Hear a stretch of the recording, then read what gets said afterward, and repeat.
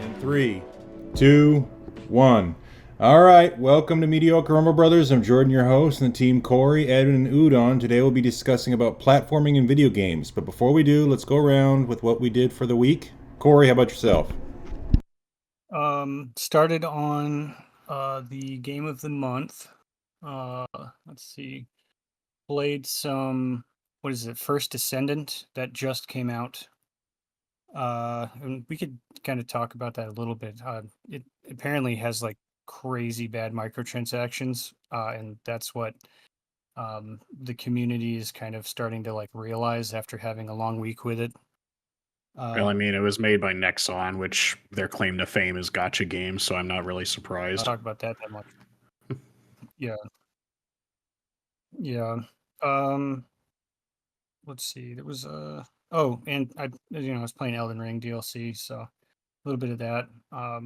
But that's pretty much it because I was kind of locked in on the game of the month. So that's it for me. Okie dokie. I guess I'll go then. I have just been like hardcore grinding more Advanced Wars. I just got sucked into it again with the reboot camp, and I've been just playing that nearly constantly with whatever free time I've had. It's either that or just testing. I did a lot of testing on some PlayStation games I bought in bulk and seeing what works and doesn't work. And I went to the retro game store and picked up a physical copy of the reboot camp because I had the digital copy, but I wanted a physical one because I liked it so much. And also got a physical copy finally of Shantae Half Genie Hero, but like the Ultimate Edition because I only had it on digital with not the DLC, so I just wanted to get it all in physical with some DLC and picked up some guidebooks. Again, one with the original Advanced Wars Black Hole Rising 2 on the Game Boy Advance guidebook, and got a guidebook for Witcher 2 and it was Witcher 2 and Wind Waker because I figured that would be helpful because I have both those games. I haven't cracked into them yet, but those definitely seem like games that would benefit greatly from having a guidebook beside you. Besides the fact I looked in the fucking Zelda one and just flipped through it, the maps look like ass. They're not detailed at all. I'm just like, how is this supposed to be helpful? um, but yeah, other than that, I mean, everyone else here tried First Descendant. I went into it. I already knew a little bit about Nexon because they, again, if I remember correctly, they do Blue Archive, which I played a little bit of. And Blue Archive's fine, but their thing is gacha games, so I didn't really. And I kept looking at First Ascendant and kept thinking it just looked like Warframe, which I've put a lot of hours into, and I'm just like, this looks like worse Warframe to me. And plus, when you start the fucking game, it's like you have to fucking opt into the stupid third-party data collection. It's like, don't force people to do that. Like, it should, like, you can ask. That's all you should be able to do. But it's like, no, you have to you're forced to opt into it to play the game, and then you can go to their website to cancel. I'm like, that is so fucking scummy. Fuck off. It's not dealing with you. But yeah, other than that, that's all I've been doing, just diving into the Advanced Wars rabbit hole. So, Edwin, what did you do this week? I fucking finally beat Elden Ring, the DLC. Fuck that shit. Oh, I guess I did that too. I made some I'm at Radon now. I guess I did make some decent progress on that. I actually forgot about that. I was really remembering the things I was having fun with. Yeah. Anyway, sorry, I didn't mean to interrupt you. Continue. No, I fucking went through the whole DLC. It was like I steamrolled some of it. I guess it's like because of my build, and I got more blessings than I thought was necessary. But then Radon is just like a complete fuck you and to everything in the entire game because he's just like, I'm going to kill you and you can't do anything about it. I was like, and I don't care. There's like people was like, no, he's easy. I beat him by myself. I was like, I don't fucking care. It's like if you could beat that thing by yourself, it was like you play Elden Ring 4 times more than I do. I was like, I wouldn't even do that. But the only reason I was able to beat Radon was because my friend Alex was helping me, and because he was also at the same part, and he also needed help. And he uses like mechanics of the game that most people don't even bother using. And then we both like constantly got Radon to like 20% health, but we just kept losing. And then we finally beat him on like the very next try. once we got like a third person just to tank it, because we already had like the whole thing down. We just needed another tank. So I finally did that, and then I immediately went to start a new game plus the same character, because I got so much shit that I could just make my own seas in the game, my own original characters in the game, and just play as them. And that's been a lot of fun to my own surprise. But besides that, I played First Descendant, and it was pretty cool at first, but then it got pretty repetitive, and I saw like the other Descendant characters you can play as, but then I saw the requirements to unlocking them, and I'm just like, this is too much shit to try and memorize for a game I don't give too much crap about. So I'm sorry, Corey. I know you enjoy it, but when you left, me and Jordan were playing a little bit, and we both got tired pretty quickly. Yeah, it was fun, but like I think it's $70 per character. Yeah, no. I mean, I'm pretty sure it was more of like a giveaway where you can unlock Bunny. Like that was pretty much the last thing I did. I unlocked the Bunny Descendant. For you. That was it. Not me. Yeah. I don't know what the hell happened. I sold all my shit, and I still didn't even have even close to a quarter of the amount to get that damn suit. So that was kind of a bummer. People were having a hard time getting their PlayStation like purchases enabled. And then you got free skins, but you couldn't use. You couldn't watch. You left you me couldn't watch. cliffhanger, you son of a bitch. Did I? Yeah. Yes. Yes. Oh, damn it. You couldn't what? They had their PlayStation, like you couldn't redeem your Any of the purchases. free ones that you have. You couldn't use any of the free ones that you got. I think his internet's like having a seizure at this point. Couldn't equip them. Oh man, Corey, you are cutting out horribly. You're just leaving. Every time you come back, you're don't gone understand. immediately. No, he's just cutting us off. Fuck. But say they couldn't use like the free skins don't that they know why got it's like, Because I have solid. God damn it, he's Corey. gone. Okay. Yeah, it's just gone. His poor internet can't take it. I have like 75, 80 down. Like it's doing pretty good. I'm running a speed test now. Capped out at 100 down, and it's showing me 33 or something up. So I don't know why there's a fucking issue. You could just be naming out random numbers. Yeah, but you also pay for a gig, so you're getting a tenth Well, of what you're paying I mean, there's the routers across the house, but like my wireless should be fine at 100 down and 37 up. Like I'm just on fucking Discord. I don't understand. Well, and it sounds better now. What were you saying before about the skins? I don't know. Okay. He doesn't know. All right, Jordan, what did you do this week? So I got a firm foot going in the right direction with the Wild Arms game, the very first one for PlayStation. Wanted to get back and play some of the old games I had, I guess, experienced back in the day. I didn't really play too much of it because I don't know, maybe I was like 8 or 9 at the time, I can't remember, but got myself back into that one, and I ended up having to get a little bit of help here and there. Actually, a little proud of myself. I think I only looked at GameFAQs maybe twice this entire time I've been playing it. I've already put like 18 or 19 hours into it so far, and I believe I'm probably about halfway through. The level mapping, it's a little bit like, it doesn't really give you much to actually go off of, but the mapping is just so simple that you literally just either go north, east, south, or west, and you'll find a town. And usually, if you're paying attention to the reading, they'll give you these very straightforward clues, like, oh my god, this guy stole my bracelet, he's northeast of here at this place called Sand Village or something. Could you help me out? I'm like, okay. And then before you leave, some guy else will be like, Are you going to go help him with that one mission of going up to southeast to that one village? Like, yeah, sure. Thanks for reminding me. A guy that I don't know, and I just walk over there and I end up fighting him. And all the bosses seem to be pretty simple. There's only one area that's just been, it was just driving me insane, which was the fact that they could add bunches of issues to you at one time, where it would just be like you could get paralysis, you can get blind, you can get confusion, you can get poison, and you can get disease. Like you can get all at once. So you just get the whole thing, the whole shebang, and then you're just like, I'm dying, and you're trying to get yourself out, and a nap doesn't fix it, which is hilarious to me to think that like I just take a nap and it should go away. It's like that doesn't fix anything, dude. You're gonna have to get that shit looked at.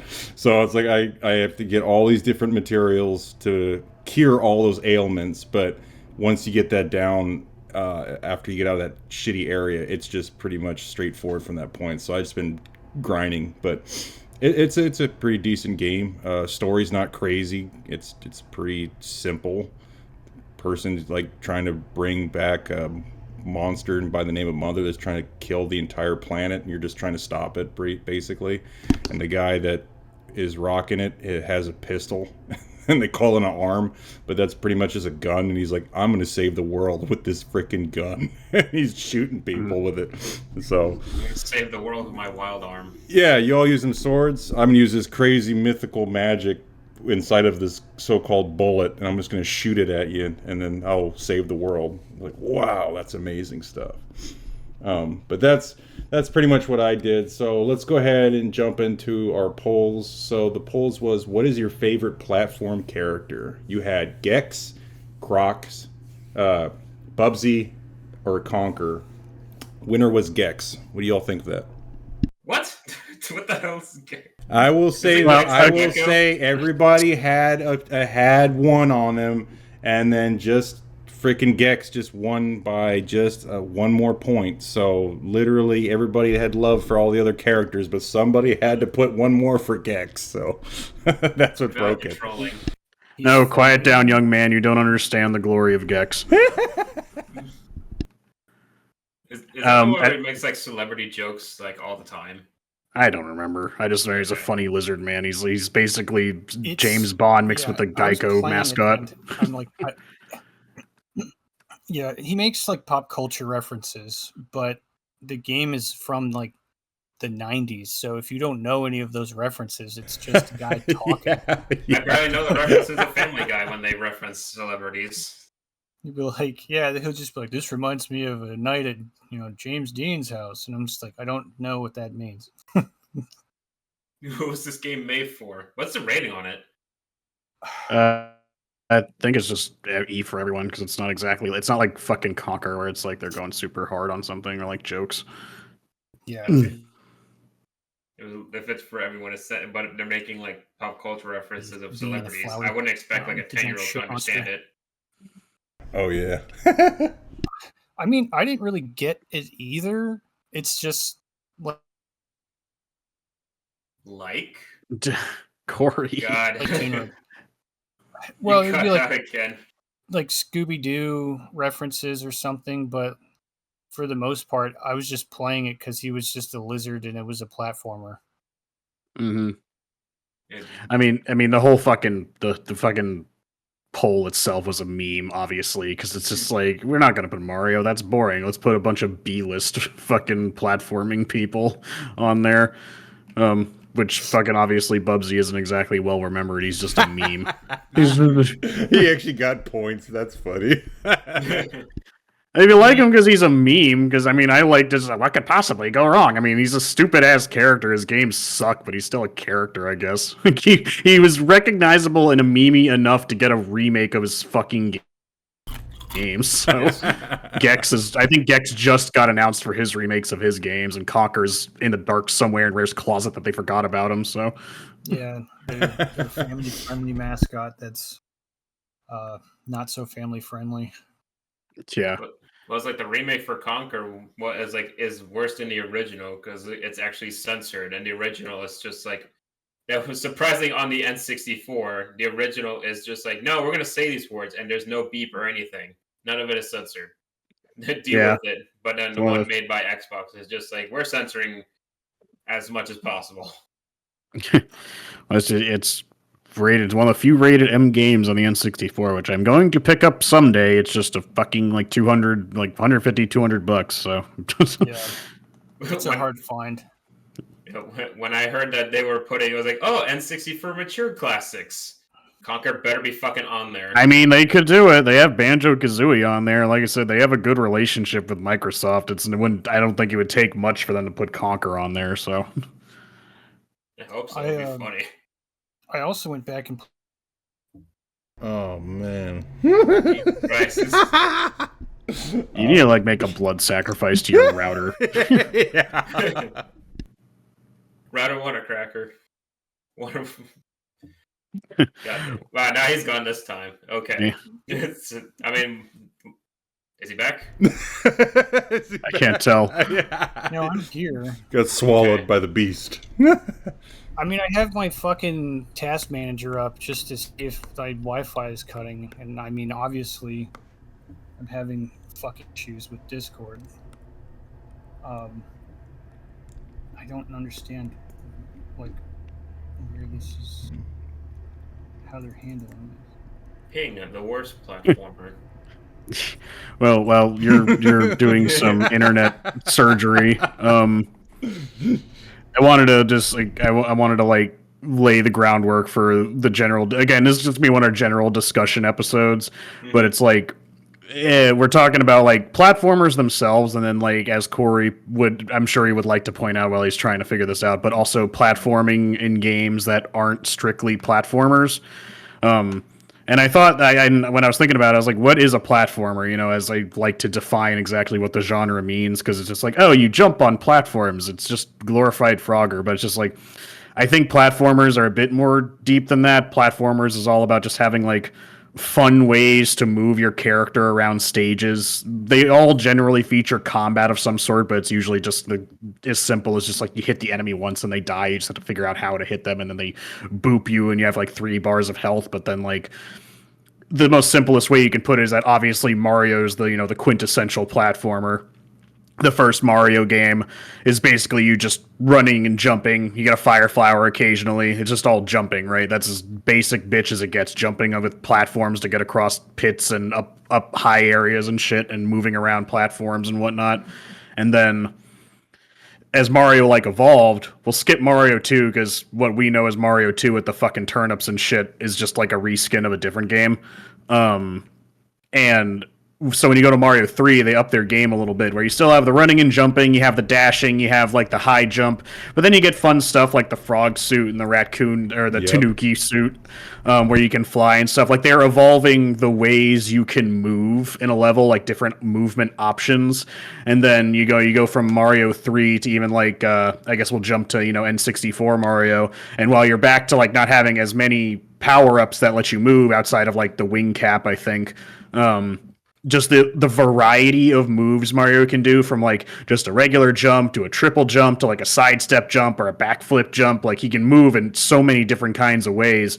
And then, you get to Sunshine and he has Flood, and that opens up a bunch of different movement options. Then you get to Galaxy, where you're playing around with all the gravity mechanics and stuff. And then you get to Odyssey, where again, he has like a vast move set, but your move set's also being complemented by all the creatures you can take over with Cappy and stuff. So it's like platformers are a lot more than just jumping to platform to get across stage. It's like good platforms are satisfying to play because of the way you can play around with their movement options and what you can do with them. They're also really fun to watch people speed run once they break the game, because they'll use all those movement options in like ways you never would have thought before. And then like platforming, I feel like good platforming in regular games takes advantage of abilities you would have in the game, whereas bad platforming in non-platformer games is just like, people like jumping, right? Let's make them jump. It's like, why? It's like, because we can. It's like, cool. I wish you didn't.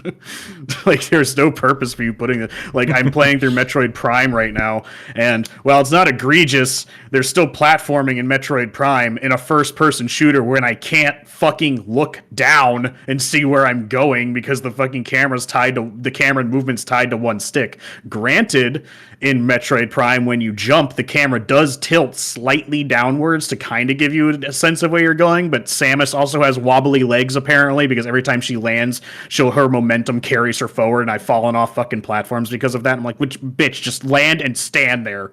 Like, I just want you to stand still, please. That armor's heavy. Fair enough, but if you should be able to control that suit. Master Chief can do it, she can do it. And then, like, fuck, I was just playing Shadow of the Erd Tree, and Corey was helping me figure out my way to Mesmer through that fucking library area.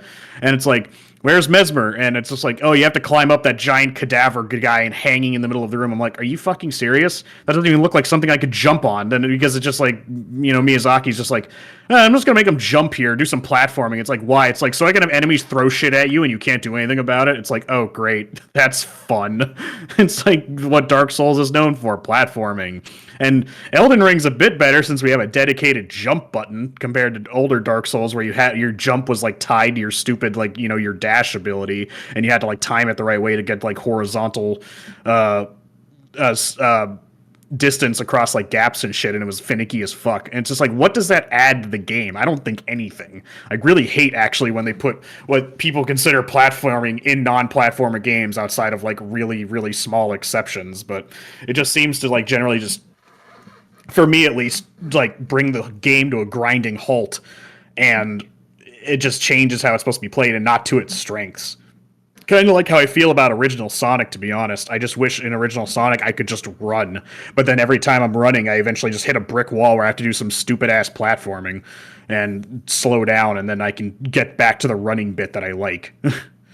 I mean, that's how I feel about it. Well, platformer is like, as you said, it's like it can be used in a bunch of things. So it's like a universal landscape that you can customize to whatever your game is supposed to be. Like as it does feel better, obviously, in a side scroller, because that's like what Shovel Knight is, a great platformer. But Oh yeah, and it works. It definitely works better for Sonic because you're seeing everything from a side view rather than just face forward. But oh yeah. I'm not saying it's impossible for sure.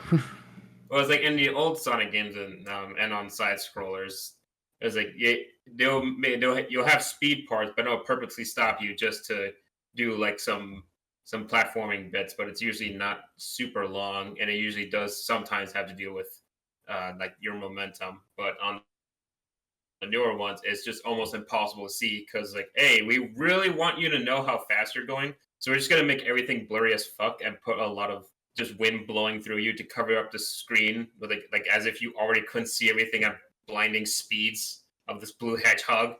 Yeah. It's just really hard to see like what's in front of you with all that in your face.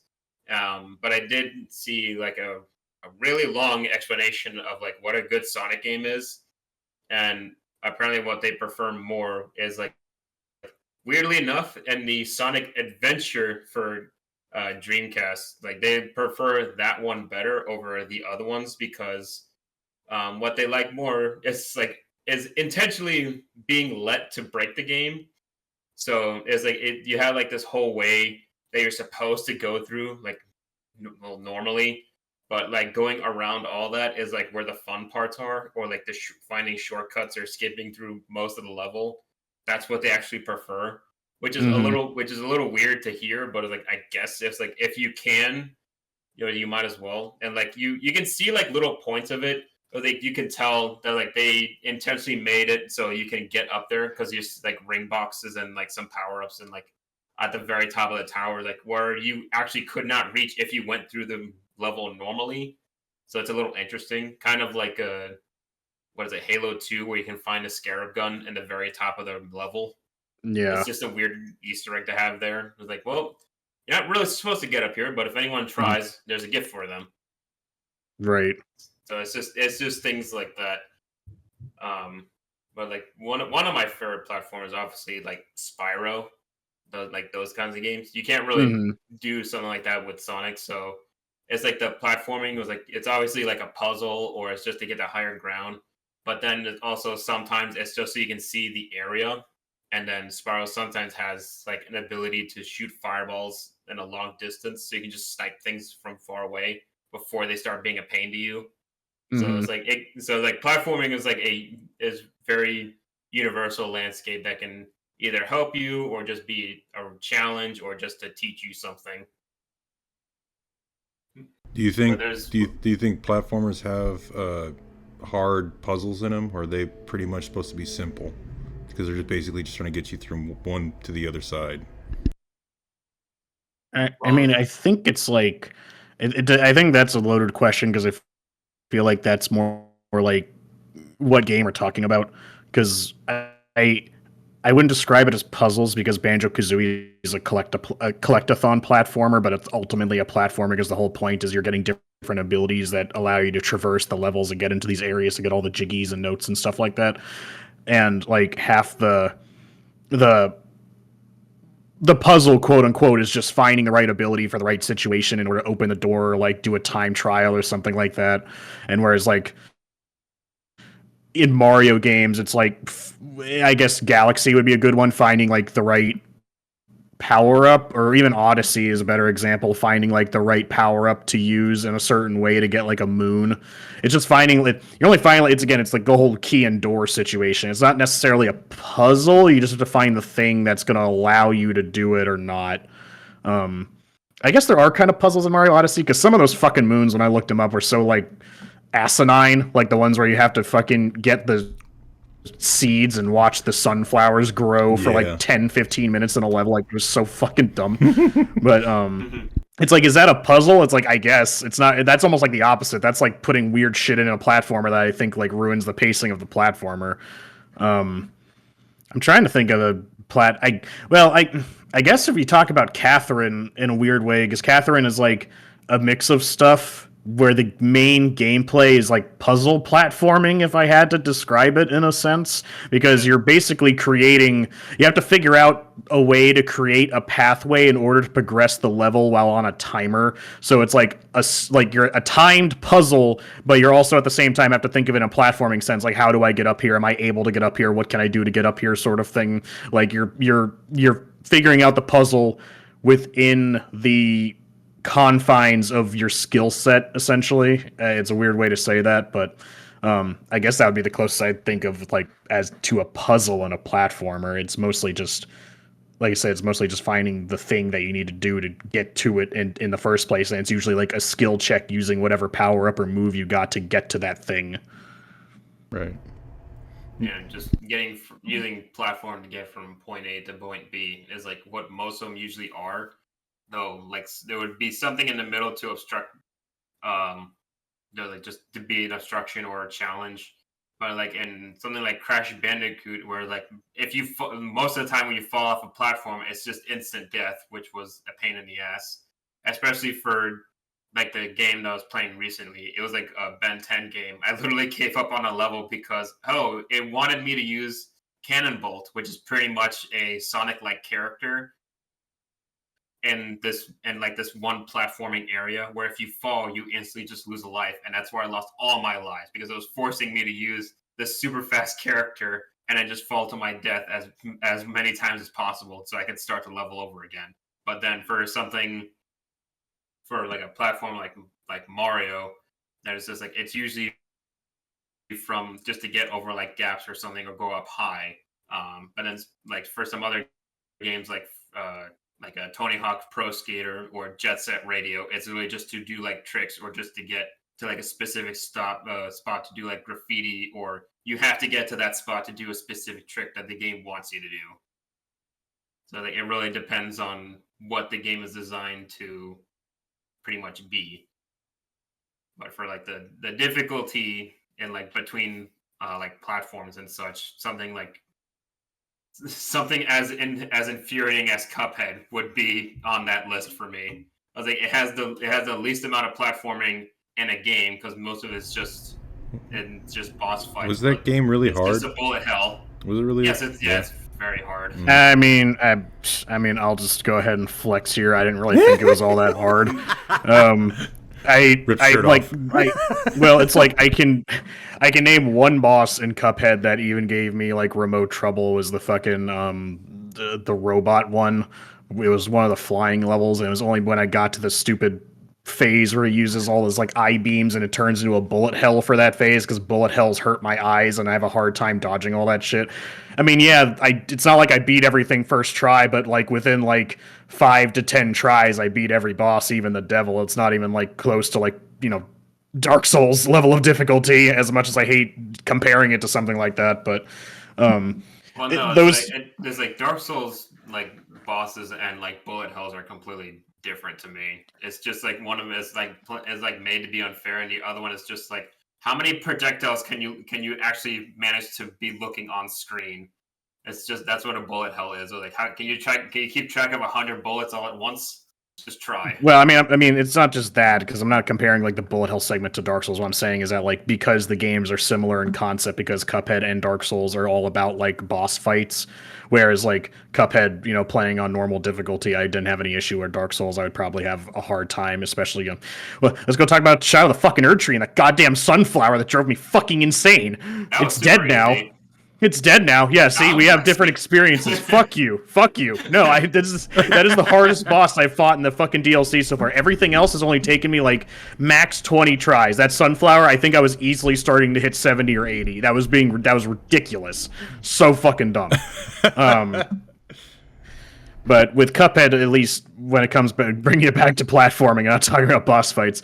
Those like platforming levels were kind of an afterthought for Cuphead, obviously, since there's only like a handful of them in the game because the entire game is just about going from boss fight to boss fight. And there's only like small little, like those are the worst designed portions of that game, whereas those fucking platforming like levels essentially they're still cool. I mean, they did their job with their animation and stuff, but it's just like the game's clearly meant to be just a boss rush. Essentially, the platforming is like really weak in the game. Yeah, it's like that. It was like also going back to Sonic is like the platforming and like the 3D Sonic games is like everyone was like super mad about it. I'm not counting Sonic Frontier because that's probably the least amount of Sonic that I've seen is just that game alone. But like in the other Sonic games, it's just like everyone complains about the platforming constantly being erupted for going fast, which is the point of the game. But then when they finally let it was fan made, this Sonic Mania, right? It was fan made.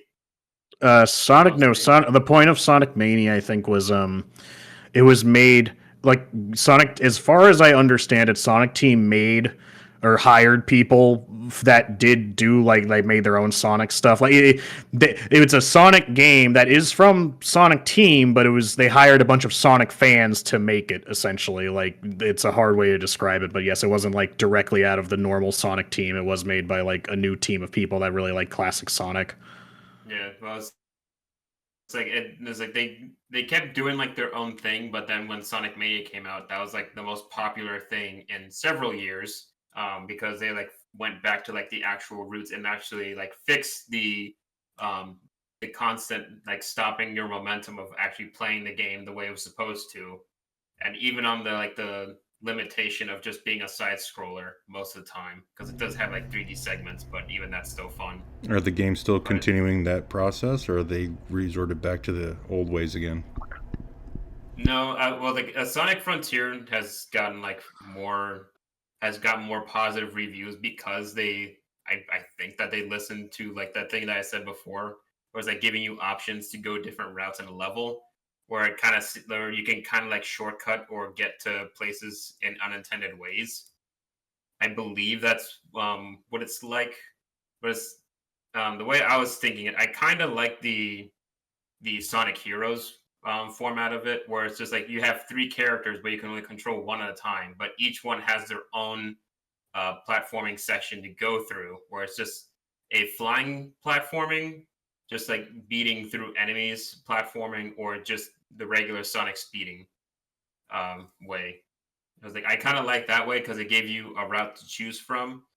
I think that's the route that they went to, but they all like just involve Sonic. Like there's other characters in there, but I don't think they actually do anything. I think with like new updates, you can actually like play levels with them, so it might have changed. again, it was like I know very little about Sonic Frontiers. Yeah, I don't. I don't understand Sonic Frontiers. I haven't played it, but what I can attest to is that like my favorite Sonic is still Sonic Generations. In fact, when they eventually released like the Shadow, Sonic X Shadow Generations, or whatever the fuck they called it, I'll probably actually buy it again because that had like it still had platforming segments. And I mean, maybe I'm just a weird like what I like about Sonic is weird compared to everyone else, but I didn't like the classic Sonic levels basically for that reason. Every time it like stopped me dead to do some platforming, I'm like, ugh, just let me go. Because I just like it's Sonic. Go fast. That's the tagline. Gotta go fast. Run. Why am I sitting here getting stopped doing this stupid platforming every 5 seconds?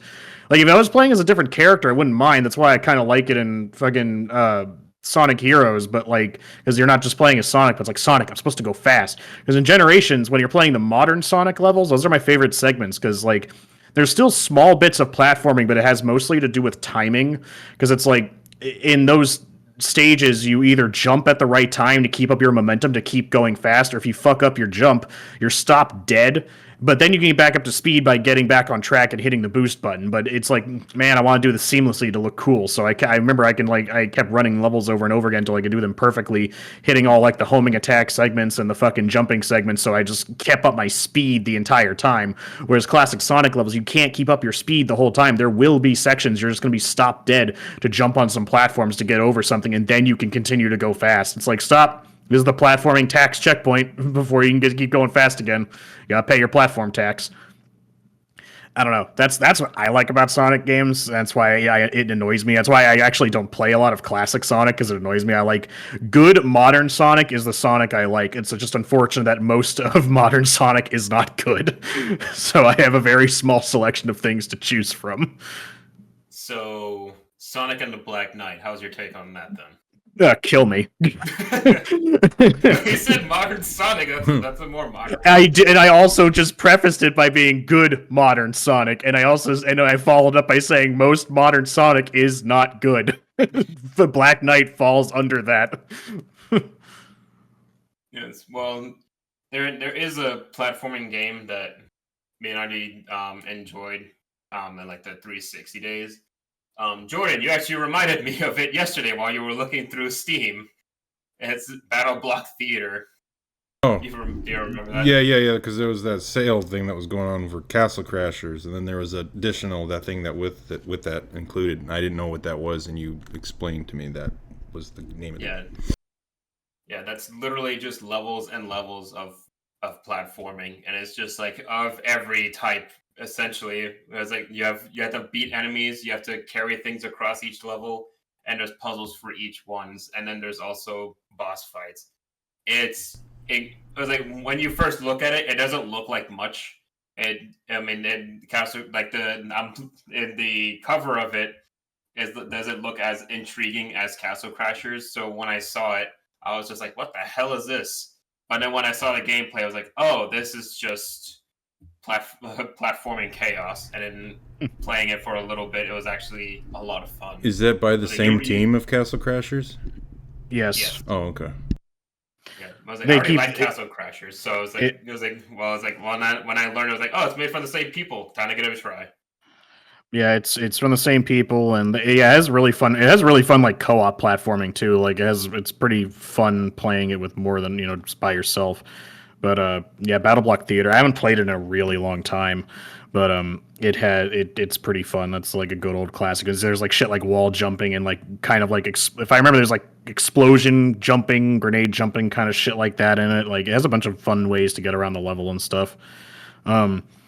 You touched on it earlier, but I remember you mentioned Shovel Knight in passing, and I fucking love Shovel Knight. That is like one I remember. I didn't play it when it first came out. Like I played it like way after the fact. It came out on like the DS a long time, and then I think I just bought it on a whim one time, and that became easily one of my favorite platformers ever because of how satisfying it is doing the fucking shovel bounce to get across shit and all the other different kinds of items you have to like give you different options to overcome obstacles. Like I think Shovel Knight is one of the few games that I like, very few, like I could count on one hand that like I beat, and then I immediately went back and just played the game all over again because I just wanted to play it again. It was just I loved it so much. It's so satisfying, giving you options to get around stuff, because there's a lot of optional items in the game you don't need that you can use to help you get through areas, and just how sad the control. That's another thing we can touch on, is the fact that controls matter a lot in a platformer. You have to have tight controls. It has to feel good to jump, and when you press the jump button, your character better fucking jump. I shouldn't be asking myself every 2 seconds, being like, "No, I pressed the jump button. That's bullshit," sort of thing. But when that's 90% of your game. But yeah, but Shovel Knight's very tight controls. The bouncing with the shovel is such an integral part of the entire game. It feels so satisfying to do it, and I can tell. I can't name them, but I know I've played games after it came out, like a lot of indie games that kind of had that same concept, where like a multi-bounce kind of thing. Is Hollow Knight one of them? Yeah, I think Hollow Knight, it doesn't revolve around it, but Hollow Knight I think does have he has like some kind of attack where if you attack down on an enemy, like you'll stay in the air or something like that. You can keep bouncing on an enemy's head. Yeah, it's like some sections where like that's all you do. Yeah, just to get through the whole thing. And the thing is, Hollow Knight's, I haven't played a lot of Hollow Knight because it's very difficult, and I generally don't go looking for hard games. I only played it a little bit. It does have elements of platforming, but it's satisfying, hitting that attack over and over again and staying in the air. I get why people like it. Yeah, it was like I didn't really. I was thinking I was like, is Hollow Knight considered a platform? But then like you talking about the downsides, like there actually is a lot of that. It's very helpful during boss fights. But then he also has like some kind of like some flying like boosting attacks that he can do, similar to like Samus's running attack. Yeah, like you run for a little bit and then she supercharges. He kind of does the same thing, but he can actually like fly through the air from the point he's at. He doesn't have to run. Yeah, but I guess speaking about Samus, you had some experience with bad platforming in Metroid. Yeah, Metroid Prime, because like so like obviously Metroid Prime isn't primarily a platformer. It's a Metroidvania. Go figure. So there's just like double jump is a feature, and getting around with like doing some small jumps with like the power ball and the power bombs is a thing. Like there isn't like a super lack of platforming in the game, but like when it just comes to jumping on platforms, I was getting frustrated, because the primary thing is that you don't have control of the camera, like especially so like 3D platformers have a lot of trouble with this, but like you need to be able to see where you're jumping. If the camera doesn't let you see where you're jumping, I'm just taking a leap of faith and just hoping to God I'm gonna land on the platform.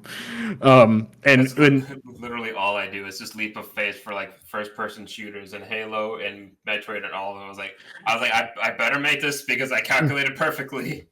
Well, at least in Halo, like, I can look down. Like, I could just jump and look down and look where I'm jumping to. But with Metroid Prime, the problem is that the movement and the camera is controlled by one stick. So I can't look down. And like I said, Nintendo did program it into where you jump. Samus's camera does like pan down slightly because they know you're supposed to be able to see where you're jumping, but it just doesn't go down enough.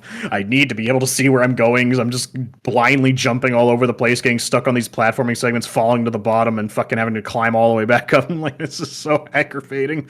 Why is this in the game? Why? It's like, what does this add? Like, realistically, what does this add in value? No one's going to be like, my favorite part about Metroid Prime is the jumping. We're not going to talk about the puzzles or the shooting stuff. We're going to talk about the jumping. That's the biggest challenge. None of the bosses know nothing, but it's funny to hear like how a simple camera change or camera issue can change the platformer's difficulty. Well, I mean, it's true, right? That's why when you're playing a side scroller, those are the prime things for platforming, because you know exactly where you're going. Outside of like a shitty platformer where it's like the camera's like off screen. It's like you're supposed to go down there. It's like, oh yes, a leap of faith. Side note to developers: don't make a platformer or anything with platforming where the whole point is to make a leap of faith. Don't ever do that. Like, I need to be able to see where I am going, please, for the love of God. Unless you make it, like, painfully obvious I'm supposed to jump into a pit that looks like it would otherwise kill me. Because there's nothing worse than like, is this where I'm supposed to go? And you jump and you fucking die, and you're like, son of a bitch. And just like, fucking stupid ass motherfucker. Yeah, that happens in Paper Mario a lot. And there's always this like, hey, look, there's a hole between these two platformers. There's these two platforms. And it's just like, yeah, you're actually supposed to go there because it's something important down there. But unless you find that one note telling you, hey, in this one area, jump down the hole, the thing that you're supposed to avoid in a platformer. Yeah.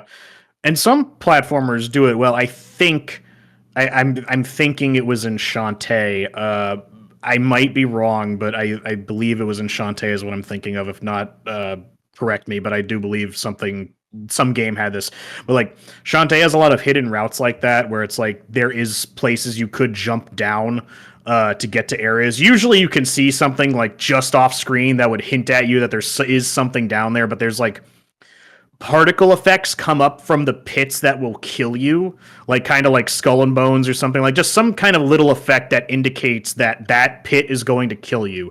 And then the secret pits, if you're paying attention, don't have that particle effect, so there is something to tell you that that is somewhere you can go.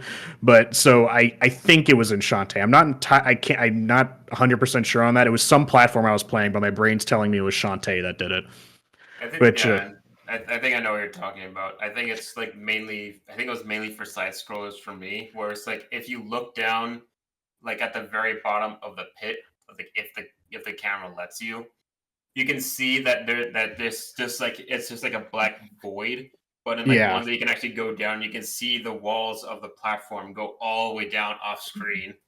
Exactly. So if the developer puts like clues like that in there, I don't mind because that's giving you at least. And I don't mind. And B, it should be a secret area. It should not be required. It's still technically a leap of faith, but you're giving me a hint that like, there might be something down there if you want to roll the dice on that.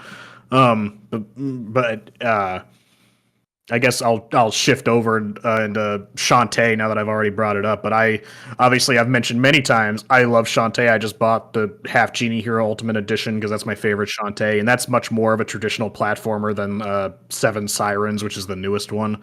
But Shantae had a lot of fun platforming in it based on her like powers and stuff because like there's lots of things as you go through the levels you can't get to, and then you get a power later that's really obvious what it's supposed to be used for. So you keep going back to previous levels to use your like new shape shifting power to unlock something, to do some other platforming, to get some other area, to get new items or secret treasures and shit like that, or to just progress like side quests and stuff. Very, very fun platforming that they cram so many because like in one section of the game, and like Half Genie Hero could be like you go through this route when you're only in your regular form, then you come back with your mouse form, and there's a whole like different side of the level you didn't even see before because now the mouse lets you interact with that part, or the monkey lets you scale walls and get to another part of the level that was you never even interacted with before, and you realize each level is like way bigger than it was previously based on just like one power up that lets you like explore other sections of the level, and it just makes it fun to get around basically. Which is the whole concept of a platformer. Yeah, I've seen some gameplay for Shantae, but I've never actually like played it. I know it has like pop culture references. I know that freaking what is it? That octopus is like an otaku or something for Shantae herself. He's just I'm not sure about Squid Baron. He is a gag character, but I think his gag is that he's like the easiest boss in every Shantae game. He is like a nerd, but I don't think it has to do with Shantae herself, at least not in Half Genie Hero. Which if you haven't played Shantae, Half Genie Hero, play that one. That's like the best one. And where was I going with this? I'm not sure. Based by a little. Well, Shantae, I mean, at least Half Genie Hero and Seven Sirens, and yeah, they all have story, but Shantae is very light on story. They just give you enough to like give you a reason to go on your adventure, and then you have like a little moment at the end, and then everything's happy-go-lucky. Like Shantae is not like a super serious, like there's nothing gonna be, it's not fucking Shakespeare or anything or God of War Ragnarok levels of storytelling. We're just giving you a simple premise of something just a bit higher than the princesses in another castle sort of levels, essentially. Shantae doesn't have too many pop culture references. Honestly, the only thing that pops into my head first and foremost when you say that is in Half Genie Hero, there's a whole side quest involving a blobfish, which is the fucking, deep sea fish that you bring up because from the deep sea and it like melts, and that's just a funny thing that circles around social media. Other than that, it's not really pop culture. It does have a lot of good jokes in it, I think, anyways. I love Shantae. I love Shantae so fucking much. Probably my favorite platformer, quote unquote. Yeah, those kind of jokes and I guess like innuendos are like the things that I like about like some of the older games. Like they removed those kinds of jokes from Ratchet and Clank, which is one of my favorite game series. More so than Kingdom Hearts after it went off the rails. But Ratchet and Clank, second one, the Going Commando, was one of my favorites. I was like, it does have like a lot of platforming stuff, but I usually don't pay enough attention to it because I'm just shooting all around myself. So it's just a lot of gunfire to pay attention to the whatever I'm jumping on. Whereas like it's in a third person anyway, so it's easier to go through all that. But there are like a lot of slow parts, and like the grinding levels are a lot of fun too. Yeah, stuff like Ratchet and Clank. I think like I haven't played them in a long time, but I do remember there's Ratchet and Clank has like a lot of running and jumping because that's like an essential part of like avoiding gunfire in the game. Son of a whore. Sorry, I'm in to keep my head in the game for this episode. I'm playing Donkey Kong Country, and this fucking minecart level can kiss my ass. That is the level. Yeah. I mean, fuck it. As another example of platforming, Donkey Kong Country, I've only played the first couple levels, but it's like, first level is just running and jumping, then you get the introduction of the animals, let you do different stuff, then you're swimming with the marlin and stuff, you get that, there's more movement options there, and then you get to the barrels that shoot you all over the place. Now I'm at this fucking minecart section that doesn't function at all, because I can't tell what I can and can't grind on. I think the minecart level biggest problem is you can't see the jumps. Yeah, well, I don't, because I'm trying to get this precise jump going upwards at an angle, and like I have to like hit it right before I get off, or else I'm just gonna fall into the void, or the jump isn't gonna be enough to get me up there, and I don't know like when on the rails I stop fucking grinding on them, because the graphics of the game don't really let me know where I stop and where it stops and starts. Well, there's a thing that a lot of indie developers harp on, and it's called coyote time for platformers. So like you can step off the ledge and still jump. It's not just oops, you missed, because it could be very aggravating if it's super precise. Yeah. Yeah, but I was gonna say that. It's like the super precise platforming is one of the things that pissed me off the most, because it's like, can I make this or can't I? But it's just like, it was like you'll try enough times to the point where you'll think that it's like, oh, it's like, well, I guess I can because I need like a double jump or something. Then you leave and then you never come back because eventually you'll forget about that one part that you can actually make, but you just have to be absolutely perfect at it.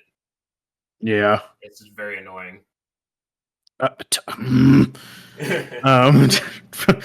Hey, camera problems. Minecart's going too fast, and I can't see what's coming. Then I run into this other minecart and I die. Yay, that's fun. Yeah, like those fun auto camera adjustments for 3D levels, like Tomb Raider. That's a fucking nice one. When you're grabbing a corner, it immediately will flip the screen, and you can't see where the hell you're jumping to, and you just hope to God you grab the right thing, or you fall on some spikes and die. Tomb Raider has fixed camera angles? It does like automatically rotate you sometimes when you're going through areas, and then you can't see what the hell you're fighting. Oh, okay. Yeah. And has some issues like that with like Mario RPG, where it's just like the camera angle is like right behind this. Well, I guess not right behind, like in front of this really tall, like towering platform. Where it's just like, oh, but you're like all the way at the top of the screen, so looking at it, it doesn't seem that tall. But the closer you get to it, the more it covers up the camera. It's like, oh, I can't jump that, but I thought I could because there's no depth perception when something is like right in front of the camera and you're as far away from it as possible. It's also orthographic too. That doesn't help. The graphic? Orthographic. Oh, orthographic. It's like that odd 3D, like camera angle. But yeah, cameras are really important because you need a good screen space. Like Metroid does it well, Castlevania does it well, but they also knew they were a 4:3 ratio. When you got newer games and I can't tell where I'm supposed to go, or I can't move the camera to look ahead or up or something, it is kind of like aggravating. Yeah, like in some Sonic games where if you hold down the down button long enough, then the camera will shift downwards so you can see below you, and the same thing for upwards. But it sometimes it doesn't do that for some games. So like it's like this is like the most helpful thing that I could have right now, but I don't have it. Yeah. I think another thing is like how close up the game is on the character, because some of these newer games, like the character's so small on the screen and they give it like more space to the level layout, but it's like I can't see my character now, so it's just weird. I don't like the super close push up either. But like a good screen size. I don't know what that would even be, but like Hollow Knight's a good screen size character. You mentioned Shantae, but I think I was playing the newer Prince of Persia or some other Metroidvania game, and it's just kind of like, man, why is the camera so far back? I think it has to be like proportional to like not only the size of the character, but like the size of the obstacles as well as like the speed at which the character can go. Because if like I feel like the faster you're going, the like more of the screen I need to be able to see. Because I just burned through fucking 15 lives in that fucking minecart section in the span of like 5 minutes. Primarily because it starts speeding up, and then you have like half a second time to react to either oncoming crocodiles in the mine carts or some other mine cart on the track, and I can't fucking jump in time because I don't have enough time to react to it. Maybe it's me, I don't think fast, but the screen is so small, and Donkey Kong and Diddy are right in the center of it, so the whole like left half of the screen is like wasted space because I don't need to know what's happening in the left half of the screen. That's behind me. I need to see like everything in front. Like Diddy and Donkey Kong should be like all the way to the left of the screen, and we should be making use of all the screen economy, for lack of a better term, all the way to the right, and so I can have as much forewarning for something happening as possible. I think Super Mario World does that. Like if you're running to the left to go backtrack, the screen will kind of push to the left more because that's the direction you're heading. And that's kind of cool. Some of these games where they keep the character dead center with no lead on direction, that is kind of hard to deal with. I think Mega Man is that way. Well, I mean, like I feel like in a game, I mean, like Hollow Knight, like you're going all over the place. So being in the center of the screen is like okay because you're going left, right, up, down. But like if you're in a game in a platform where you're only going right, and you have no reason to like explore, essentially your character should be as far to the left half of the screen as possible, so you can just see what's in front of you to the right. Not saying you can't go back to the left, but if you have to, the camera should then reshift to where you're all the way on the other side, you know. And then I think Mega Man's the same way. I don't have as much experience, but like with Mega Man, are you just going right the entire time, or are you like going all over the level? You can kind of backtrack maps because of like gear you find. So there are certain jumps that you can only make if you go like climb up this thing and then basically leap of faith it to the left, and you'll land on the platform you couldn't have reached from the ground level where you saw it. There's a few levels like that. And Mega Man X also has that like mystery pits. And the only way to tell if it's going to kill you or not is to slide down it a little bit. And if the camera starts to move down with you, then you know, like, okay, it's only when the camera stops moving that you're like, oh, this is a pit. It's a game mechanic hint, but still, it's still asking for like a leap of faith. Because what if you fuck up the slide and you just die for that? Yeah, you get shot by a stray bullet or something, and you end up off the wall. Mm-hmm. I mean, Mega Man X is really fun to play, though. Like, it definitely, because it's just an action platformer, but it's really fun to play.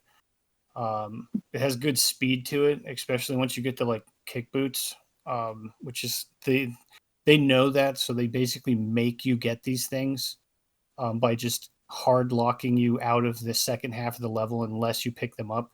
Everything else is optional. Um, I don't know if he cut out again. Oh, I cut out again. no. No. I was wondering if you did. Oh no. No, you're good. So far, you're good. Whatever Yeah. blood sacrifice you just made to your router's working. I literally You're lost down one power, cat. a little bit ago. Lightning hit down like near my house, and then everything just turned off. I was like, "Oh, that's cool." Zeus is up there being like, "Yo, I got you, fam. Let me fix that." All right. Oh, that's annoying, but hopefully it's good. It seemed to have fixed whatever your problem was because you're remaining coherent for now.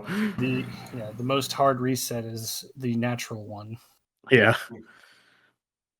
I guess as a side note, something like Smash Brothers is described as a platform fighter, and obviously we have a few of them now. Everybody chooses Final Destination. Well, I mean, when you're talking competitive, yes, but even then, you either choose Final Destination or Battlefield style, where you have the three platforms. But my point being is that obviously the big difference between Smash Brothers and others like it, like the fucking Nicktoons Unite and God forbid PlayStation All Stars, is like God. Brain work, is the fact that you can jump, like movement is a big part of it, right? Whereas Mortal Kombat, Tekken, and all those are like, you're on the left half, they're on the right half, fight.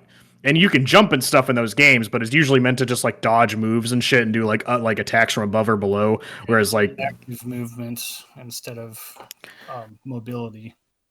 Yeah, where Smash Brothers and platform fighters, like the whole movement of jumping and stuff is integral to the combat and recovering and stuff, because every different character has heavier characters are gonna have a harder time doing it, lighter characters have a better time doing it, but they're easier to launch and stuff like that. Like the whole platforming movement part of Smash Brothers is like what defines it as like a game, and what defines like a platform fighter is just integrating the movement into a fighting game that makes the movement a big part of that, along with the actual the fighting moves alongside the movement of the jumping and whatnot. So it just remakes the entire fighting space to the point where, I mean, because it's also not as technical as where you lose out on it as like Mortal Kombat and Tekken, and especially Tekken, but you make up for it in the fun jumping and platforming and stuff, recovering and stuff like that, off-screen fighting.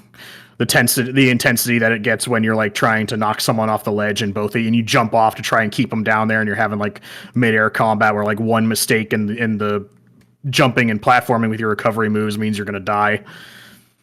Yeah, I mean they really nail it with the characters, especially because like I wouldn't even put it past them having the hallway thing with the targets as being like their test mechanics, and then they just put it in the game for everybody else.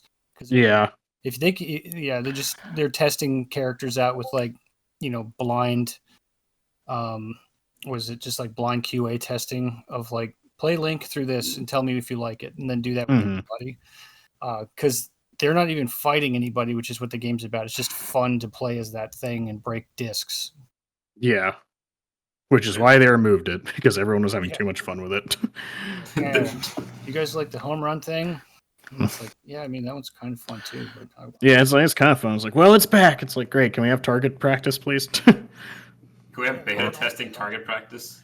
I liked break the targets. It was fun. Every stage was designed around each character and stuff. It was fun. But no, it's Smash Ultimate. Let's not do it.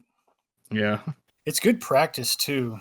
So it's better than almost fighting like level 9, because you're really like getting your characters like combos down and stuff. Yeah. The camera in Smash Bros. Kind of pisses me off a little bit, because it changes, it zooms in and zooms out dependent on where everyone is at. So if it's like someone is like if two people are like on opposite sides of the map, then it zooms out so far especially on like the Hyrule Castle one. It zooms out so far you can barely see your character, and like Yeah. the size of the player icon is like larger than your actual character. And then it gets so close up that I was like, I can't see what like where the ledge is, that I can't even get back on the platform we're supposed to be fighting on because we're too far down the screen. It's zoomed up so close. It is very specific to the levels, though, because there aren't terribly large levels, except for that damn NES one. That's like huge. Well, you had the NES one, the one for the Wii U, and the 3. It was just for the Wii U. I think it was like an 8-player Smash. The underground like minecart fucking level. It was like huge. It was like meant for 8-player Smash. But yeah, I mean, I guess the camera doesn't have to be super fantastic because it gets better as you get less people, obviously, because the camera has less people to account for. But when you're in like party mode like that, when you're fighting 8 people at once, I guess they don't expect you to take it too seriously. We'll have to see my character to fight with it. Yeah, I mean, I don't know. Get good. Get better eyes. Go get binoculars. Get closer to the screen. That we're taught not to do. Buy a bigger television. The it's weird how like we've seen platformers kind of just disappear outside of like the indie market in general, because like it's just strange that these bigger companies don't want to even try to make one again, outside of Nintendo, of course. They're like, we'll keep doing it because we like it. It's Mario's identity.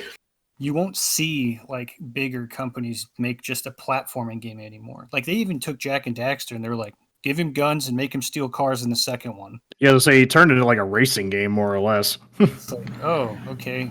I guess you guys were like, oh, everyone liked Grand Theft Auto 3 so much. That mechanic. Yeah. Well, that was also the age where I think everything was going edgelord because Grand Theft Auto was so popular. It's like, we got to be more adult. Make everything hardcore. Customers' hats are on backwards now. We have to adapt. Yeah. Well, it was fun because like me and Edwin were playing that Froggun game, and that's just a collectathon, but it was really fun. Like surprisingly, the 2-player part of it's funny. They kind of do that Mario 3D Worlds bubble thing if somebody dies, and you just run around and collect stuff. And monsters aren't necessarily a threat because you just throw them off the map. And they kind of have that Mario style boss fight where it's a big boss, and then they kind of do a move set, and then you bounce on their head, and then they get mad, rage, move set, bounce on their head. And it's fun though. Like I'm not getting destroyed by hippo porcupine boss from freaking Elden Ring. It's like, oh, this has got its own little challenge to it with not necessarily precision platforming, but like it is a lot of skill-based jumps. But like you don't see big projects like that anymore outside of Mario. I feel like everybody just kind of backed off and they're like, all right, fine, you can have that genre. Yeah. Like I said, I mean, I can't think of like the last strict platformer I played. I mean, technically speaking, was Shantae Ultimate Edition because I was just playing it this morning. But like the last big one that I was playing was Odyssey because that was the last big Mario game that came out. That's just strictly a platformer. Yeah, like I was going back and playing PS1 platformers and like Croc tank controls, and it's like, what? I don't remember that. That doesn't seem very fun. No, the platformer that actually seems terrible. Yeah, it's pretty rough. And then because it's like he's very heavy, and Gex is the same way. It's like, okay, he's got a tail swipe move. The map is okay, I guess, but it's nothing exciting. Like it's just Gex, and he's 3D now instead of the 2D side-scrolling Gex games. Mm-hmm. Spyro, on the other hand, does a really good job because the game is designed around his mobility, which is the thing that we were talking about, or I was listening to while I was messing with my internet. Is Spyro's whole like first hub world is just to run the fuck around and like really kind of learn how he works. And I think every level is kind of designed that same way, whether you're gonna do a glide puzzle or something like that. So like Spyro kind of is really well done. And then you have Crash Bandicoot, which is really well done. but I also think And then you praise get to it a the lot. bridge. Yeah, you get to the damn turtle bridge. But I feel like people praised it a lot because it didn't have a lot of competition. Like when I was a kid, it was Mario, Sonic, and Crash, and I feel like Crash was always third place. He was the mascot of PlayStation, but there wasn't other platformers to kind of hold him up next to on the PlayStation. And you got this fixed camera platforming where you thought you jumped over the hole, but no, you just fucking die Well, thousands of times in that game. you want to fucking talk about, what we were saying about being able to see where you're fucking going. I don't know how anyone played fucking Crash Bandicoot and thought this dumbass levels where you're running towards the camera was a good fucking idea, where I can't see where I'm going. Chase levels, I understand it's kind of what if we really did like a level about the Indiana Jones part? And the guy's like, yeah, that's cool. It's like, what if we did it like 9 more times though? One was good. Why do we got to do this again? And like, don't get me wrong, it looks cool. Like, I get it. But here's a big difference, right? Is that when they did the segment for that in Sonic Adventure 2 in the first level in City Escape, when you're running away from the fucking out of control like semi truck, there's nothing in your way. Sonic just goes, so it's just supposed to be like this fun cinematic moment. Like, there's very little that can stop you when you're doing that. Crash has to platform and jump over a bunch of shit and pits and whatnot that he can't fucking see when he's running towards the camera. Boxes, you're jumping into pits. That would have actually led to a camera pan from 3D to a 2D portion, because you can't tell me they don't do it, because all of the bonus levels are like that. And they do it in some other levels. So it's like, if I'm going to get chased, then at least throw it on the side screen. And you can have cool like foreground elements, I guess, but those are my least favorite. You always know when you portal into that level, and then the door is in the front instead of behind you, and you're like, oh fuck. Oh boy, this again. It's the same way. They're like, hey, remember that bridge level? What if you did another one? Yeah, let's make another bridge level, and let's make the checkpoints really bad. It's like, how did that go with testers? It's like 9 out of 10 of them killed themselves. It's like, oh, well, we already made the level, so. They didn't get to turn in their paperwork saying not to do it, so I guess we'll do it. Because like later on, you get, what is it? You get Spyro on PlayStation. I mean, Croc is probably the weaker of them all. And then you have... Well, Gex was on PlayStation as well, wasn't he? Or was he also on 64? Yeah, because I think it's just called Gex 64, and then on... and then it's just Gex, like Enter the Gecko is what the PlayStation one's called, which is like, okay. And then what else was there? It was Sly Cooper. That was the other one. Yeah, that one's kind of different because I think you have control of the camera on that one. I'm not. Yes, I can attest. I played it last night when I was testing things. You do have control of the camera. It's a bit wonky, the controls, because I can't tell if they're inverted or my brain just isn't processing. There's something wacky about when I press a direction, it feels like it shouldn't be going that direction, sort of thing. Yeah. But you do have full control over the camera. Yeah, it's like when you hook if you move camera joystick left, it's turning like over the right shoulder to in the left direction or something like that. Yeah, exactly. It feels weird. It's like, oh god, what's happening? But I mean, that one's got like it's platforming, it's stealth, because I think you can only get hit once or something. But I mean, they started getting better, and then they started to just disappear. I mean, it was probably that same, what we were just saying, it was probably the unfortunate truth in a way, because games like Grand Theft Auto and Halo and like shooters and stuff were starting to become like I mean, I'm just talking out of my ass here, I'm just speculating, but it just seemed like there was a shift in market to more like quote unquote hardcore games like shooters and Grand Theft Auto and stuff like that, to where people just didn't care as much about platformers outside of Mario anymore. Yeah. Because there's like a pretty big library of platformers on the PlayStation 2. I mean, you got like the Tomba, Klonoa. I mean, there's still Spyro. All these names that no one knows. there's like, but they're from I think like better companies, like bigger companies, but then they just all started moving towards first person shooters. Like I remember when the 360 came out, like everything was a first person shooter, and it's like, okay, I guess that's what I'll end up playing now. And it's nice, but I wish that somebody would be brave enough. Maybe if the games didn't cost $300 million to develop, but they're like, the market research says that people love first person shooter games. It's like, that's because every game that came out last year was a first person shooter game. Yeah. Well, I mean, it's the same reason why we're... Oh, go ahead. Sorry. No, I was just going to say they don't have any other games to compare it to. And some of the other things that, like, I'm going back, and this is why I like the monthly like game things. I'm going through my backlog and playing stuff that I haven't played and picking up, things on my shelf that are, 20 years old. And it's like, oh yeah, I forgot about this game. And, regardless of good or bad, it's just like, there's no way for anybody to have market research of me playing a PS1 game. There's no data collection. Yeah. Yeah, because you never agreed to the third-party data collection. Yeah, I have to actually write them a letter. That's what it used to be. Surveys that I'd mail in. Well, I was going to say, it's like the same reason. It's just like market trends, right? Because that's the reason why everything that's coming out nowadays is fucking Battle Pass, live service nonsense, because everyone's just chasing, everyone wants a piece of that Fortnite pie, essentially.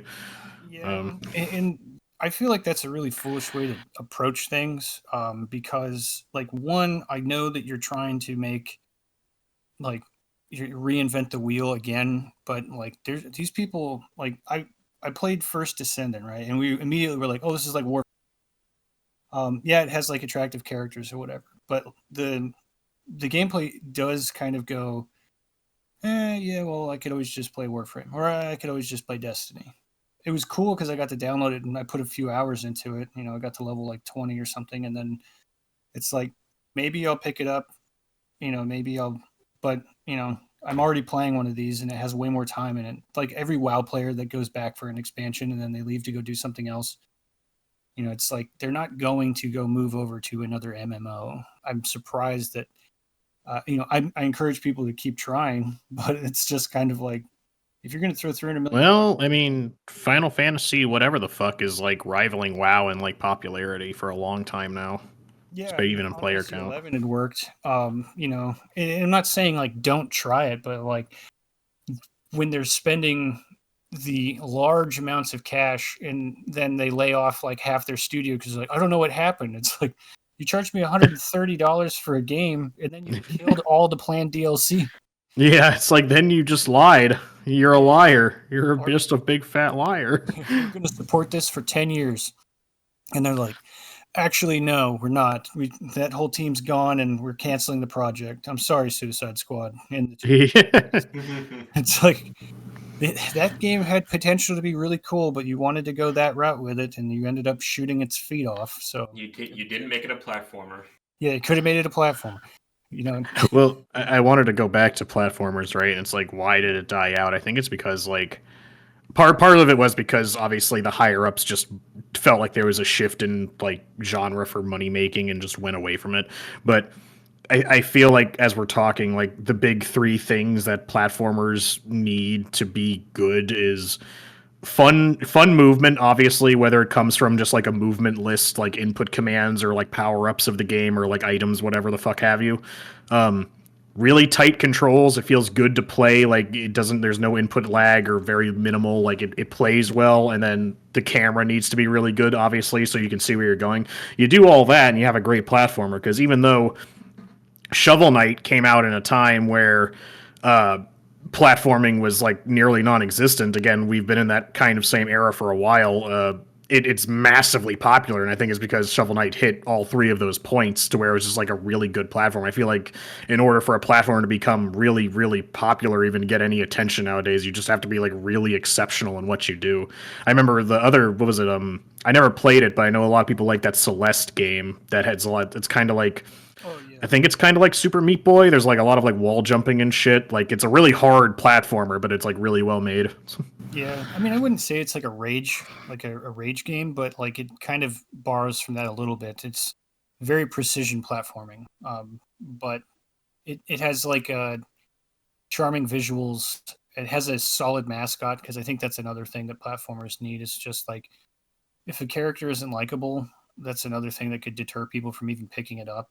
Because a lot of people think platformers are all the same, where they're like, oh, it's another one of these. And, they might never play, Shovel Knight.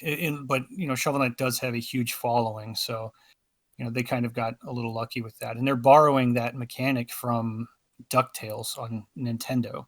Yeah, that's the funniest thing. It's like I was talking about the shovel bouncing. It's not even their concept. Yeah, it's literally from like an old game. So it's like, go back to like old games and see what was the cool thing that made them work, and then you can apply it to something else. But like, yeah, pixel art games too, since that seems to be the indie thing, unless you're doing the full 3D HD pixel art Octopath Traveler nonsense.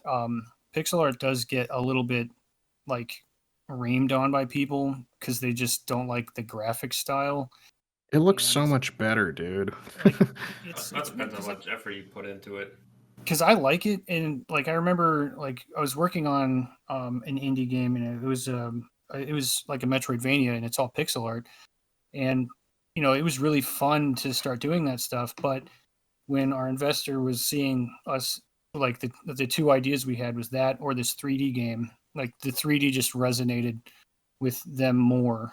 They don't understand, they didn't really know about like the indie scene and stuff, but it was like, that's probably what happened with everybody else too, is they're like, that looks old and I don't think people like old stuff, so let's do the new stuff. And I'm sorry, did you say timeless? yeah, so it's just kind of like seeing that happen, firsthand.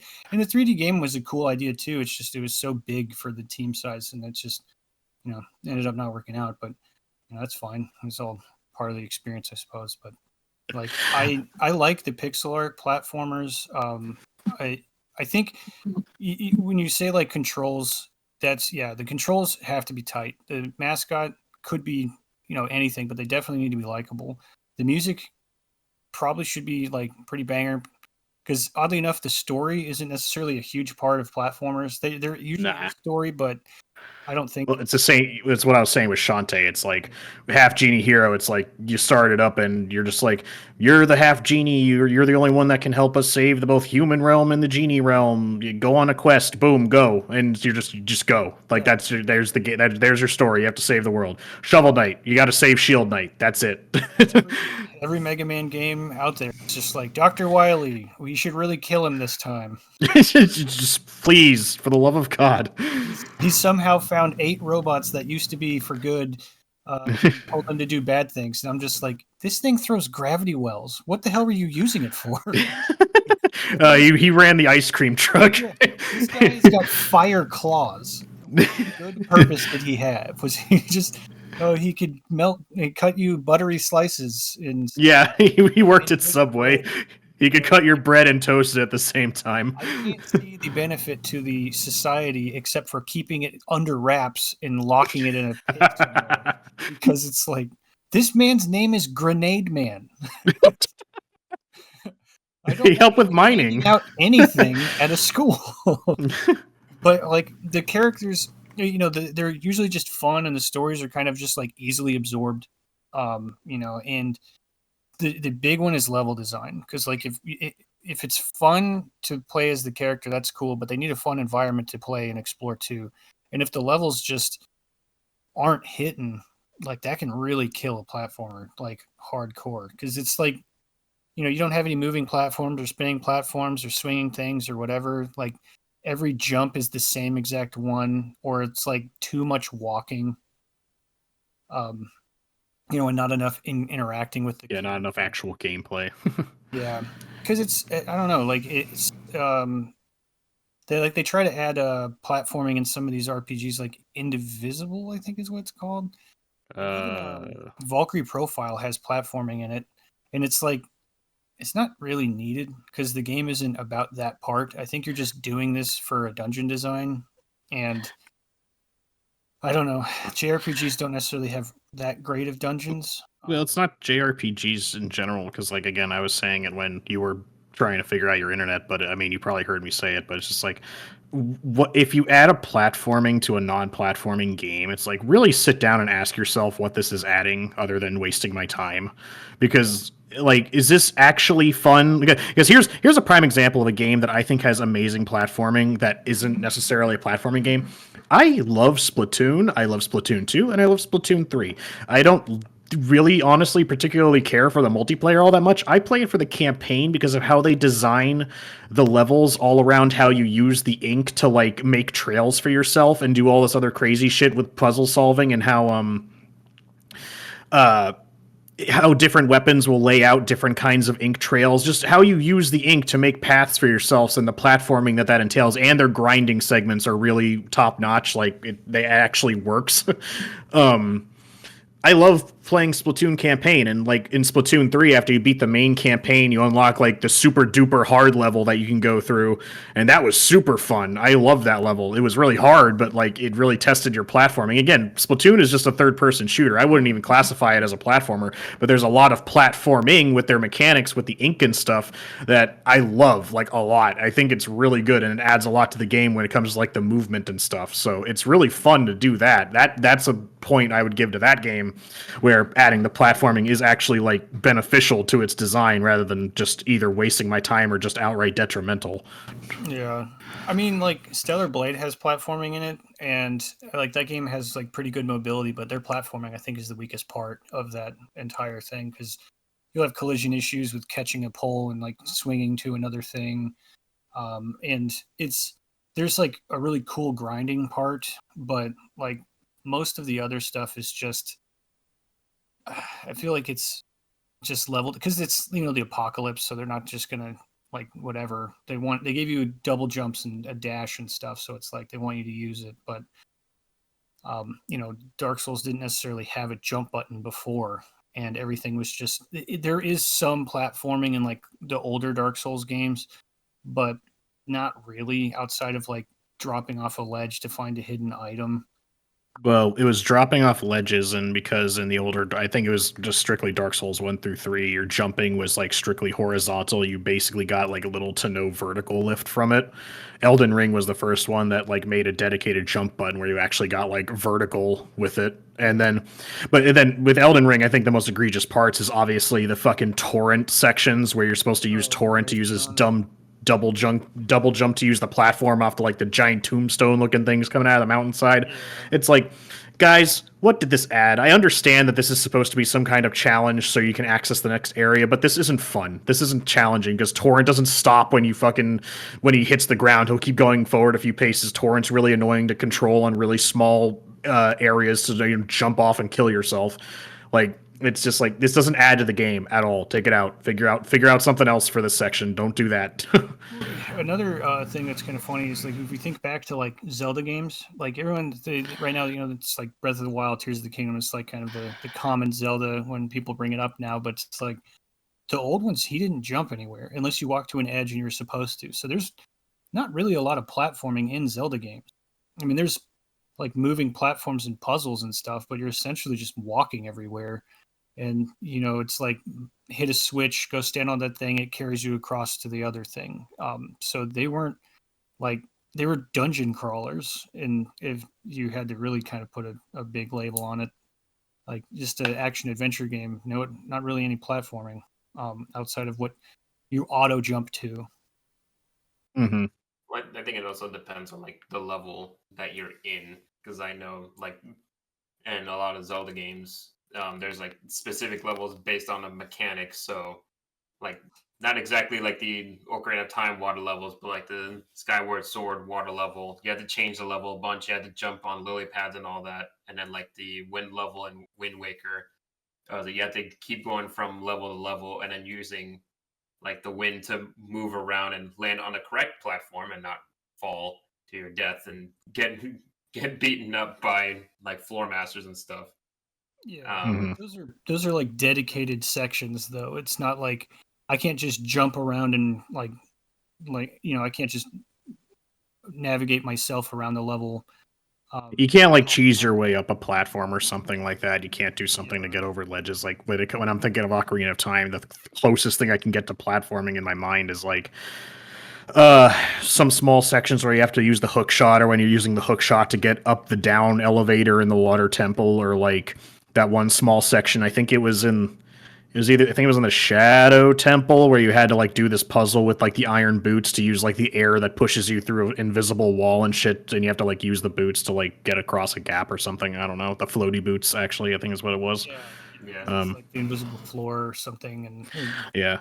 whatever. Like it like technically that, I mean, it's getting from one platform for another. I still don't know if I'd even classify that as platforming, but yeah, it's like with Zelda, it's like they really knew what their strengths were. It's like, just don't make Link jump. I mean, and like you said, the newer ones are like have that design in mind, but that's part of the core design with that is having Link being able to climb everything and do all this other shit. But in the older ones, just wasn't part of the design, so they just didn't even consider it. Well, it's like Nintendo's like super, and there's like freaking innovative geniuses when it comes to things like that. Because like Mario's like, hey, it's still a platformer, hasn't changed, but they like make platforming so interesting. The way like how they changed the Mario mechanics, the same way they changed, not exactly the same way, but the way they changed like the Zelda mechanics and all that, it's almost feels like a completely different game. But it's still the same kind of game, but it's like so many things have changed where it's like, oh, it's the same game, but it's like it's more interesting. There's more things you can do. Like instead, like with Flood, it was like, hey, it's still platforming, but now you have this jetpack. And then for Mario Odyssey, like you have the hat, and it was like you can pretty much do anything. You just got to find the right character to take over. Yeah. A first-person shooter that does do it right, though, is Dying Light. I really did enjoy like just parkouring around in that I heard game. people really like that. Yeah, and it's a really fun zombie game too, because like that's the other like thing with the zombie games. Of course, there's always like scary Resident Evil clones, but then that one was like all about speed, and it's really comfortable to like run, jump out a window, climb stuff, and usually I hate parkouring. Like I do that. No, usually I hate Parkour. like first person platforming, because you like you're saying with the Metroid game is you can't really see where the hell you're going, but like that game's like designed around it, so it does a really good job of like like the navigation, like you know where you're going when you're running that fast to like leap and jump off of stuff. And the glide suit, it just feels really fun to play. I mean, yeah, it's just like it's like with Sonic, it's not necessarily game breaking. It just feels like I'm hitting like this weird roadblock just every now and again. Like you step in mud for half a second and you keep going. Like it doesn't break the game by any means. It just feels like out of place or needs to be done better, because like I need to be able to see where I'm jumping to jump from one place to another, and I can't do that even though the camera only pans down a slight little bit. Well, I think that's probably what kept me away from that game as a kid too. I mean, I've only ever played it at people's houses because I never had a Sega like growing up. Like I didn't have any Sega stuff. I just started buying that recently. So like I never really understood the appeal of Sonic because I never sat down like some people that really dove into the game. But like whenever Fans of Sonic don't understand the appeal of Sonic. like when I sat down and played it for like, I'm spending the night at a friend's house who has a Sega, and he's like, "Oh, you want to play Sonic?" And then I'm just like, man, he feels like he weighs 1,000,000 pounds until he starts running fast. Yeah. Bubsy, oddly enough, is this similar mechanic where they start slower and start moving quick. But then he's so floaty, you never touch the ground. Everything's a leap of faith because you're just flying all over the place. Well, it's just a shitty game in general. There's catapults that throw his ass all the way to the freaking top of the screen, and you glide around and whatever until you randomly land in front of those nose alien things that sneezes on you. But like it sucks because it's like the B movie or C movie version of Sonic, and like that's the closest Sonic experience I had as a kid was playing that game. It somehow got a remake. Great. Yeah, it even got a 3D game because they were like, "Trust us, in 3D, it's going to be even better." It was literally Tank Control's platforming, the thing you were talking about earlier. It looked like a beta test. It was just like a bunch of untextured platforms and shit like that. It looked like ass. I mean, I'm glad the franchise is dead. Is it? We thought it was dead the first time. Yeah, finally. It was released as a meme. You know it was, because that's all Bubsy is a meme. Who would pay for it to re-release with updated graphics and then on modern console and physical copy, no less? Somebody did. It was probably cheap as fuck to make it. Yeah, probably. It was like, hey, I got $1 million. What dead game can I bring back? It was like, oh, let's bring back this one. Really? Well, I think you're underestimating how willing people are to go for the meme. It's like, oh yeah, fucking Bubsy, and obviously there has to be some people who actually unironically think that. It's like, yeah, Bubsy, I love that game as a kid, and like, oh, it's getting a remake, I'm gonna get a fucking Bubsy. I mean, the closest experience I could compare to that was the Tasmanian Tiger that literally had a fan, like, the fans remade it and, like, made it, updated the graphics and all that. But that was all, like, Kickstarter and, like, fan creation. So, I mean, it's still an interesting thing to see that, but it was like, it's Ty the Tasmanian Tiger versus fucking Bubsy. If I go anywhere and say Bubsy, it was like there's like a 60% chance that no one's gonna know what I'm talking about.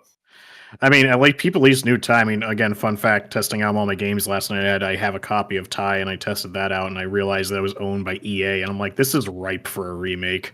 Honestly, I'm kind of surprised they haven't tried that yet.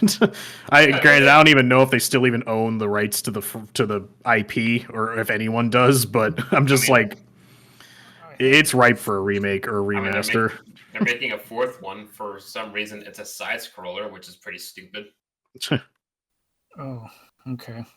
But you were talking about earlier about like the modern games, not modern games, like bigger companies not making platformers, and then you were talking about like, oh, it needs to have like good music and stuff like that. And then for like a little bit while you guys were talking, I was looking up a platformer that I saw a long time ago, and the reason I remembered it was because of like its like selling point was its music.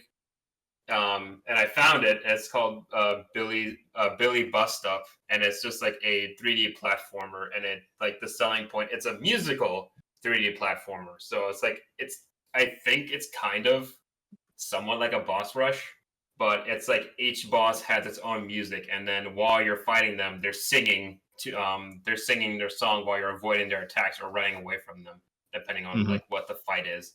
But it was like it caught my eye while at some point, and then I just remembered it, but I never actually knew the name till just now. So it's like yeah, that's pretty much what Corey was talking about. Is literally this kind of game. The character kind of has like an Ori look to him. Yeah, it's like a jackalope, I think. That's what it looks like to me. It's jackal. It's a jackal. It's a jackal. Jackal. Jackal. I mean, it's like a goat. It has like goat horns, but it has like really long ears, like a rabbit. It kind of reminds me of Sylveon, actually, without the ribbons. Well, I mean, I when Corey just said it a little while ago, I didn't even really think about that, but he is right. Like, I think a good platformer, I guess another ingredient is having a iconic character to go along with it. Because I can't think of any platformer people will talk about strictly for the gameplay, but not also know the character's name offhand. Because I mean, that's half the point. That's usually half the times the platformers are named after the fucking character, whatever it is. It's like Mario, Sonic, fucking Spyro, Croc, Crash, Shantae, fucking Shovel Knight. They all became like super iconic characters because like the game is not only named after them but revolves around them. So I guess I didn't really think about how big of an ingredient that really should be in making a good platform, is making a good, attractive main character. I mean, I feel if the game has like the character's name on them, it's like mainly revolves around that character. Not really story wise, but like Shovel Knight is like the platformer. Hollow Knight is kind of like the Metroidvania, and then like if the game's title does not include the actual character's name, then it's not really about that character. It's about the story of the game. Because like, oh, Master Chief, the game's called Halo. It's not about Master Chief. It's about this entire war. And I was like, it's about the Metroid, not about Samus. I was like, replace Samus and the story's still pretty much the same because like it's about the story, not the character. Because there is some. Oh yeah, you got Badland Wonderland or whatever. That's an example of a bad one. Oh, there's some cool adaptations of like the entire platform genre though, because you have what is that? Little Nightmares. Like, Is that a platformer? I just kind of, I mean, I guess there's some platforming in it, but I mean, I always thought about those games. I mean, it's not even like I hate those games. I just felt like those were more of like a walk around, sort of like taking in the environment sort of things. I mean, I've only ever seen you play the second one. There's climbing on stuff and jumping over things, and like basically, the recipe for platforming games. You do them quite often, I suppose. Like especially in the second one, I think. But then you also have on the other side of that coin is games like Badland Wonderland, where it's like, what the hell is this? And that was a big company trying, or at least they were, didn't they have Square's name on it? Yeah, no, Square Enix. But it's like you're talking about Ballad Wonderland, but it's like nobody knows what that game was supposed to be. It doesn't make any sense in the slightest. Yeah, that was horrible. I've watched a whole playthrough of it, and that whole thing is like, there's fucking LSD simulator for PS1, and there's that. I mean, the only thing I can get out of it is just like I just thought like the I guess Ballad is like the character's name, the one with the white hat. The only thing I got out of it was like that character looks really cool. That's all I got out of it. The whole game is shit. Yeah. What about Rayman? Rayman. That's a good point. I haven't played the older Raymans, but I honestly fucking love Rayman Origins. It is such a satisfying play. It has everything. It has the good camera, satisfying controls. I guess the characters are actually kind of hit or miss. I mean, Rayman himself is iconic, but the game lets you play as like him, the big blue guy, and the little blue guy with the big nose, or like any myriad of like these weird barbarian women. I have no idea what the Rayman lore is, but like it's fucking weird.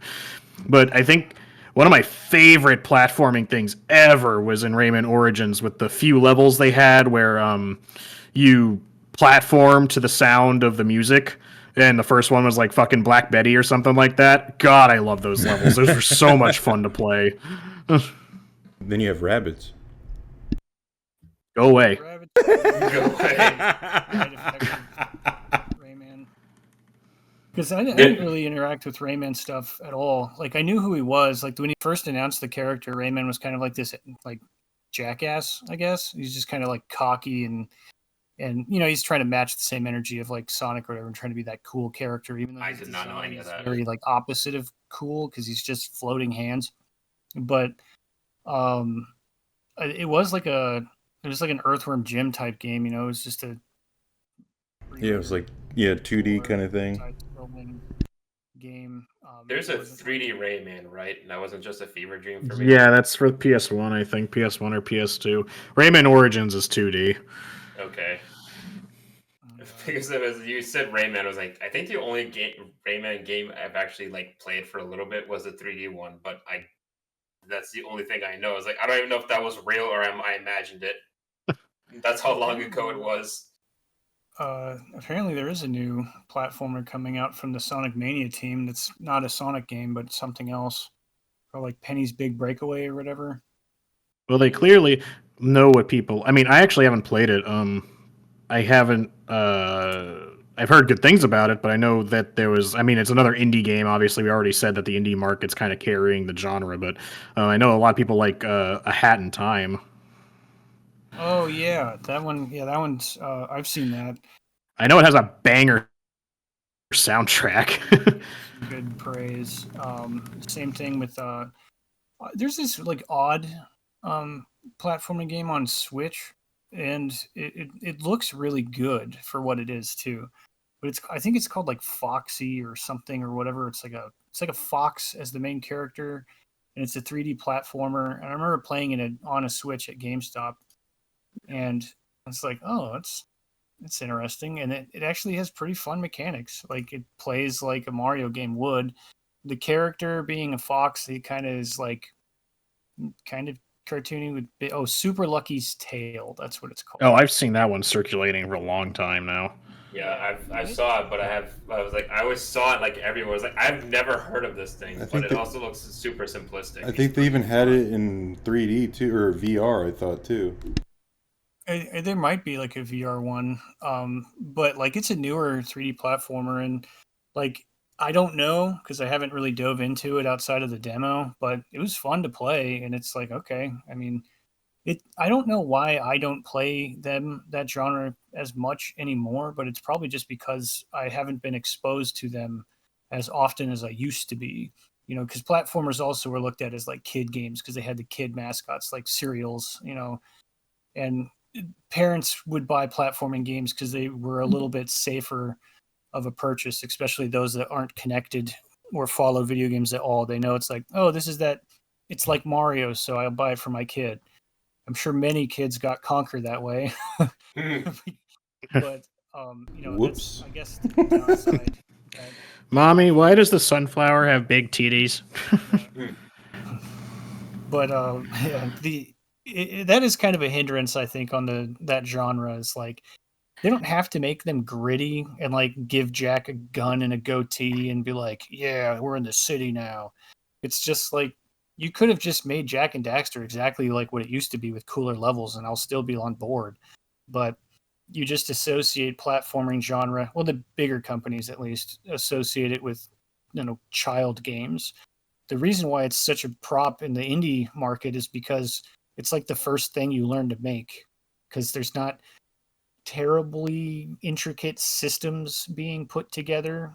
Some of them that are like really code savvy will add like cooking or whatever, but for the most part, it's just learning level designs and collecting things and unlocking cosmetics, and then you know saying, "There, I did it. I completed a game." Because a lot of people don't jump out the gate making like MMOs, or I guess a boomer shooter is probably another common um, like first big project for indie developers as well. What did you just say?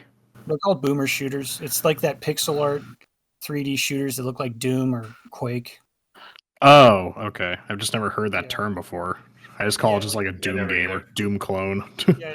And Doom clones are that is a common thing, but like I've seen boomer shooters tossed around a lot more, and there's like skill based ones and things like that, and it's that low res first person style. It's mostly about getting a high score. It's not necessarily an intricate storytelling either. There's probably one there, but you know, much like a platformer, it's just kind of like you're the guy, you're the Doom guy, and hell's bad, so go make it stop. He's like, got it. Give me a shotgun. You know, so and it's weird, you know, obviously because first person shooters, you know, there's more mature themed ones of those and less mature themes of, you know, platforming games. But you know, I do like the platforming game genre, but the sad part is you don't really see a lot of them in like physical copies anymore, and that's what I prefer to buy anyway. So that's another reason why I don't necessarily get a hold of them unless it's like the next Mario game, and it's like, okay, I'll buy this. Well, it's like not a lot of big companies make like big platformers, but they always have like a platforming section in their game, regardless of what it is. But I am actually looking at Penny's Big Breakaway, and I gotta be fucking honest, that game actually looks pretty damn fun. I might get it at some point. Well, I mean, people like Sonic Mania, so clearly those guys know what they're doing. Yeah, they got good music and their gameplay is really cool. Like I follow them on Twitter, and like I've seen some of the progress of that over like a while now, and it's like, dang, this looks pretty freaking dope. Because it's I all gotta the wish focus list on the it. controllers or the player control. That's where they started, and that's a good sign. I don't make my level first and then try to figure out how to interact with it, because the worlds need to be built to the player or the main character's mechanics. Well, that's why I And- like.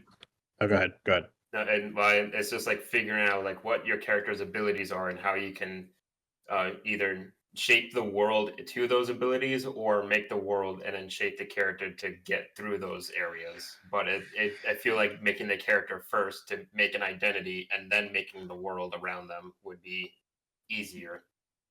Yeah, because like if you build like a level, the other thing too, blind building levels, you don't really know what purpose you have, because you're like, I don't know if I have a double jump yet. Maybe I guess I'll have a double jump here, and then like you can at least go, okay, I have these mechanics, so I can build a level around these mechanics. Otherwise, you're just placing stuff around and then being like, I wonder if this is going to be fun, just because like I think it's fun, but I haven't even played it yet. because I can't. It's almost just backwards at that point. You can get concepts of like what the theme of a level should be, but you can't really design a level until you know what you're designing it for.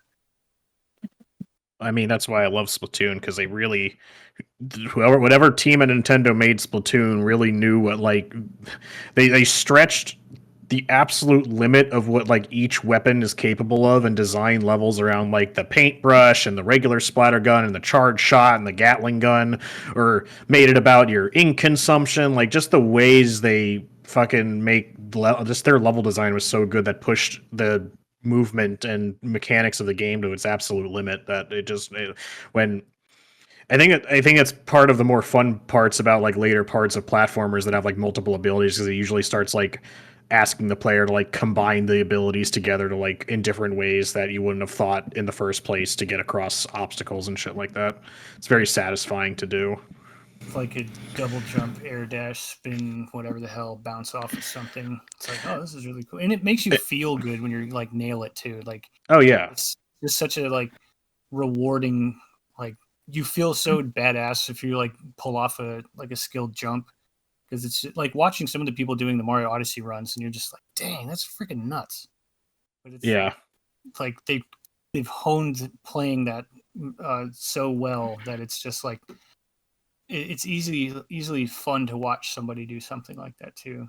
But then also, the platformers don't necessarily have a competitive nature to them either, because they're mostly single player games that and a lot of them aren't even multiplayer as well. So I mean, there's mostly just speedrunners' wet dream because of how much, yeah. as if you know the game inside and out. Because I said it earlier about the speed running. Like, platformers are like really fun to watch people speed run, because once you like crack the mechanics of the game and like its physics engine and what you can do with Mario and other things of the like, it's very satisfying to watch it all come together, doing all those moves like really quickly and seamlessly to traverse the level and whatnot. Yeah, it's really just crash. It's like every time you beat a level, it's just like, hey, go back and do it again, but this time on the timer. Yeah. I wanted to. You said it earlier, but about the platformers being made for children. Well, I still think like, because I don't think a lot of platformers are like really hard. Like, they'll typically have like challenges put in front of the player, but like, again, I'll use Mario as an example. Like in Mario like Sunshine and Mario Odyssey and Mario fucking Galaxy, you don't have to do every level. So if there's like a level that's like fucking you over and you can still move, anyway, you can do all the other levels. You can just move forward.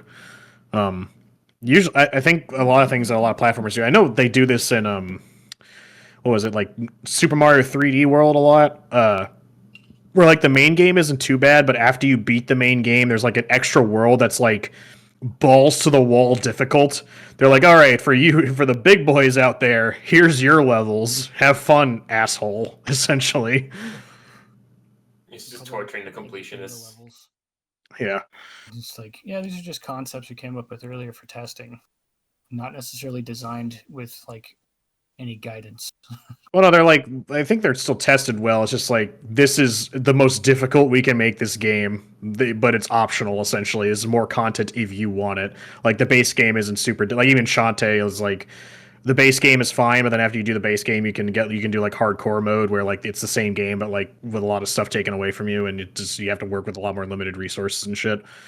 Just making it harder in case you're like, that was too easy, I mean, shit, back when we were kids, like me and Jordan saw, like we had a lot of platformers in general too, because like they're so easy, like well, quote unquote easy to develop, I suppose, but that like movies and cartoons and stuff would have like a platformer adaptation like almost instantly that year if they were popular.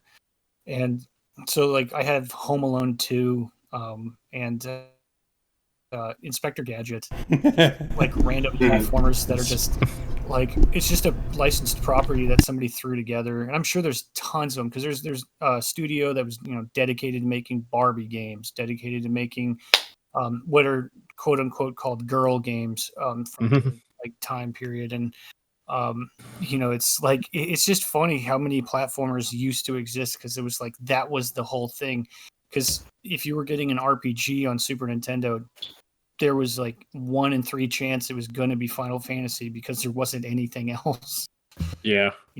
So, but then you get a platformer, and then you're the aunt or whatever that's like, oh, I got you a game for your birthday, and then they just hand you Home Alone, and you're just like, oh, what's this fun thing? And then it's like the game starts, and if you don't move, you get choked to death by the butler who's already standing behind you. And then a maid swinging a vacuum with her one arm. I was like, damn. This lady's strong as hell. She's just swinging this vacuum around. Like, that's a steel vacuum. But yeah, there's plenty of really bad ones out there. I mean, it was the fucking quintessential like shovelware genre. It's like, we need to develop a game, make it a platformer. So you can jump, but that's being developed by the people who don't understand what makes a platformer fun. It's like, there's platforms and you can jump. What else do you want? Yeah, like once we got 3D games, once PlayStation 1 came out and Nintendo 64, that kind of changed a lot of studios' directions for any of that stuff, because like the platformers definitely dropped off. Like there are a lot of them on PlayStation, but they still lead into 3D, like Crash Bandicoot and stuff like that, and they're 3D platformers, but you start to see it dwindle because the main grab was, oh, the games people like playing on PC are now accessible onto like a console experience. Take with that what you will, because PC Master Race and all that jazz, but you could play first person shooters now on like your console, and you could play those bigger RPGs like Oblivion and stuff like that. Like I think those really kind of just push platformers away, because that's kind of all you had in like the Super Nintendo Sega era. I mean, there was shooter games, but there was Contra, Gunstar Heroes, and then games like Ninja Gaiden, which Ninja Gaiden is pretty damn tough too. But like I always thought it was really cool because it had like little cutscenes or whatever. But older games, limitations. Like I was like, when I finished Shadow of the Erd Tree, it was like how difficult it was. It reminded me of like the passing requirements in Mario Maker, because every time you make a level in Mario Maker, it requires you, or at least I was told, it requires you to finish your own level before you can actually post it online. So yeah, that does. Yeah, so it's like it makes me think, it was like all these terrible platformer games or all these super difficult games.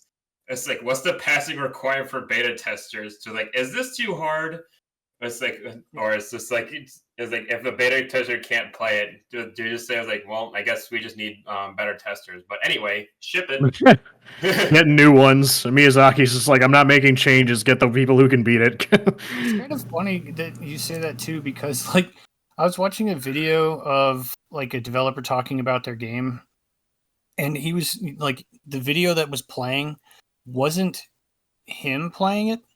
And so, like, in the commentary, he's like, yeah, well, whoever's playing this right now, the guy's not very good because he should have done something else there. But I'm just like, that's funny, but you know that. The player doesn't know this. Like, you can't just be like, why didn't he know that was coming? It's like, because he didn't make it. He didn't put it there. Because you didn't tell him it was coming. You didn't give him enough forewarning or hints. Your game might be bad. Like the bad players too that are actually just shitty at games. But like, it's funny having him throw that comment in there. It's just like, hold on, the guy who's playing this isn't very good. Like, get a new guy in here. Take him out back. Kill him. just hand me the remote right now. They're like at FromSoft, chained to the basement, and they're just like, please, I just want to leave. They're like, you got to beat it first. And they're like, oh my god. Miyazaki doesn't want to make changes. Just beat it so he can release it. Yeah, that's all it really is. It's like, we're not going to fix anything because it's not broken. You just haven't played it right. You're just not good. Come on, just dodge roll. Just should have dodged. Yeah. It's just barely unbeatable.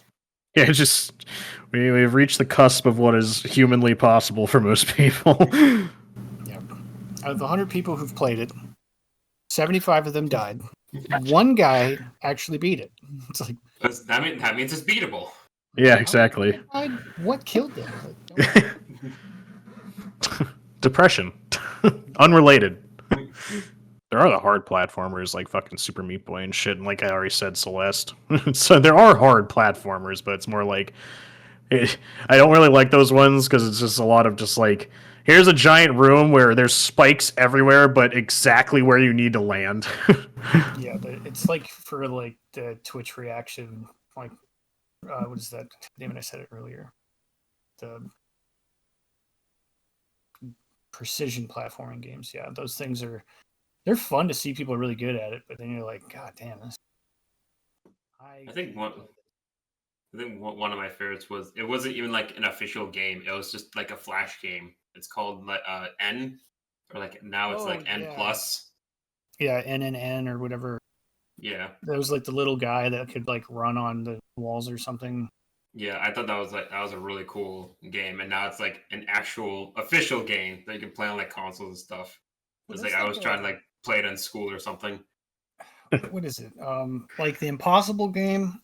That's kind of like a memorize or like a memory platformer, because of like you're doing a lot of platforming. It's just kind of rage inducing when you die like 3,000 fucking times. The like you saw those more with like mobile phones, but there's another like weird genre of games that's like almost a platformer, and that's like the Trials games, the dirt bike balancing game where you're up and landing on things and trying not to tip over. Like there's like a whole genre of like balanced vehicle game, and I prefer odd genre. It's like you would always know that playing Trials or Impossible game when you were walking up to the house that I was renting with some people, like friends back home, because you would just hear us yelling, and then someone comes in and be like, "How many deaths?" Like 75, and it's just my turn. And so it was, I don't know, but like something about it made you want to like play through until you fucking finally did it. And that was the like, yeah, suck it. Like you just feel so rewarded because you finally like put the game in its place. We're like, we're not going to talk about this other 900 deaths or whatever. That's the one that counts. No, I prefer Happy Wheels, if that's even considered a platformer. I don't know what that is considered. Chaos. Yeah, chaos. It's a guy on a freaking like rat. Superpower.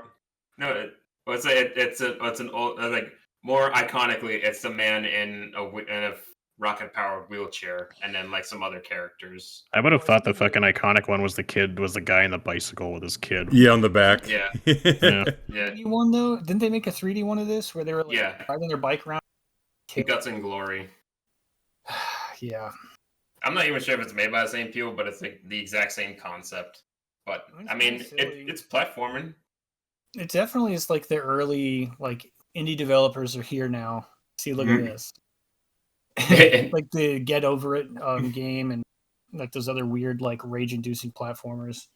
Well, it was a Flash game, so it was like Flash games were indie games before indie games. Yeah, the Flash games, like anything that you found on Armor Games or whatever, or Newgrounds. Cool math. I mean, that's where Alien Hominid came from. When you talked about the Battle Block Theater, like I remember our friend Jared had it, and that's the only time I've ever like really experienced the game. But it was kind of silly. I did play a lot of the Castle Crashers, but they have that Alien Hominid game, and that was a Newgrounds game. And then I was walking through like the grocery store one day, and I was like, "Wait a second, is that on GameCube?" Like, okay. That's like the only one of their games that I had not played yet. Is that Alien one? I was wondering, it's like these aliens look familiar when I saw them in Castle Crashers, because like they're in a level and it's just based around the aliens. I was like, they look familiar, but I don't know where they're from. Mm-hmm. But Jordan, do we have any trivia for this? Yes, we do. The first question I have is, in Super Mario 64, what is the name of the level where Mario can unlock the wing cap? Is it A, Bob-omb Battlefield, B, Jolly Roger Bay, C, Whomp's Fortress, or D, Tower of the Wing Cap? We can unlock the wing cap in 64? Yes. Why do I feel like I knew this? Because I know how you unlock it, but it like starts you off flying already, because you stand in the lobby and look up at the sun. Tower of the Wing Cap, I guess? I'm gonna go Tower of the Wing Cap. Sure, why not? Answer was Tower of the Wing Cap. Okay. The one with it in the title. Yeah, it's like the very first Who Wants to Be a Millionaire question. In question number 2, In Celeste, what is the name of the mysterious mirror-filled temple that the protagonist explores in Chapter 5? Is it A, the Old Site, B, the Golden Ridge, C, Reflection Temple, or D, Mirror Temple? Have any of us ever played I already Celeste? self-admittedly already said I haven't. I want to say C. I haven't played it, but I know. I'll do Mirror Temple. I'll do the low ball. Answer? Edwin. Yeah, go ahead. A D, I guess. Hilarious. Answer is Mirror Temple. Hey! Alright. I swear to God, if the third one's gonna follow this fucking suit.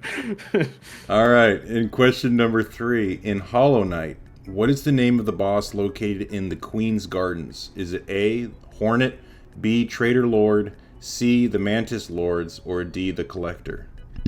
Fuck. It's I don't remember which one.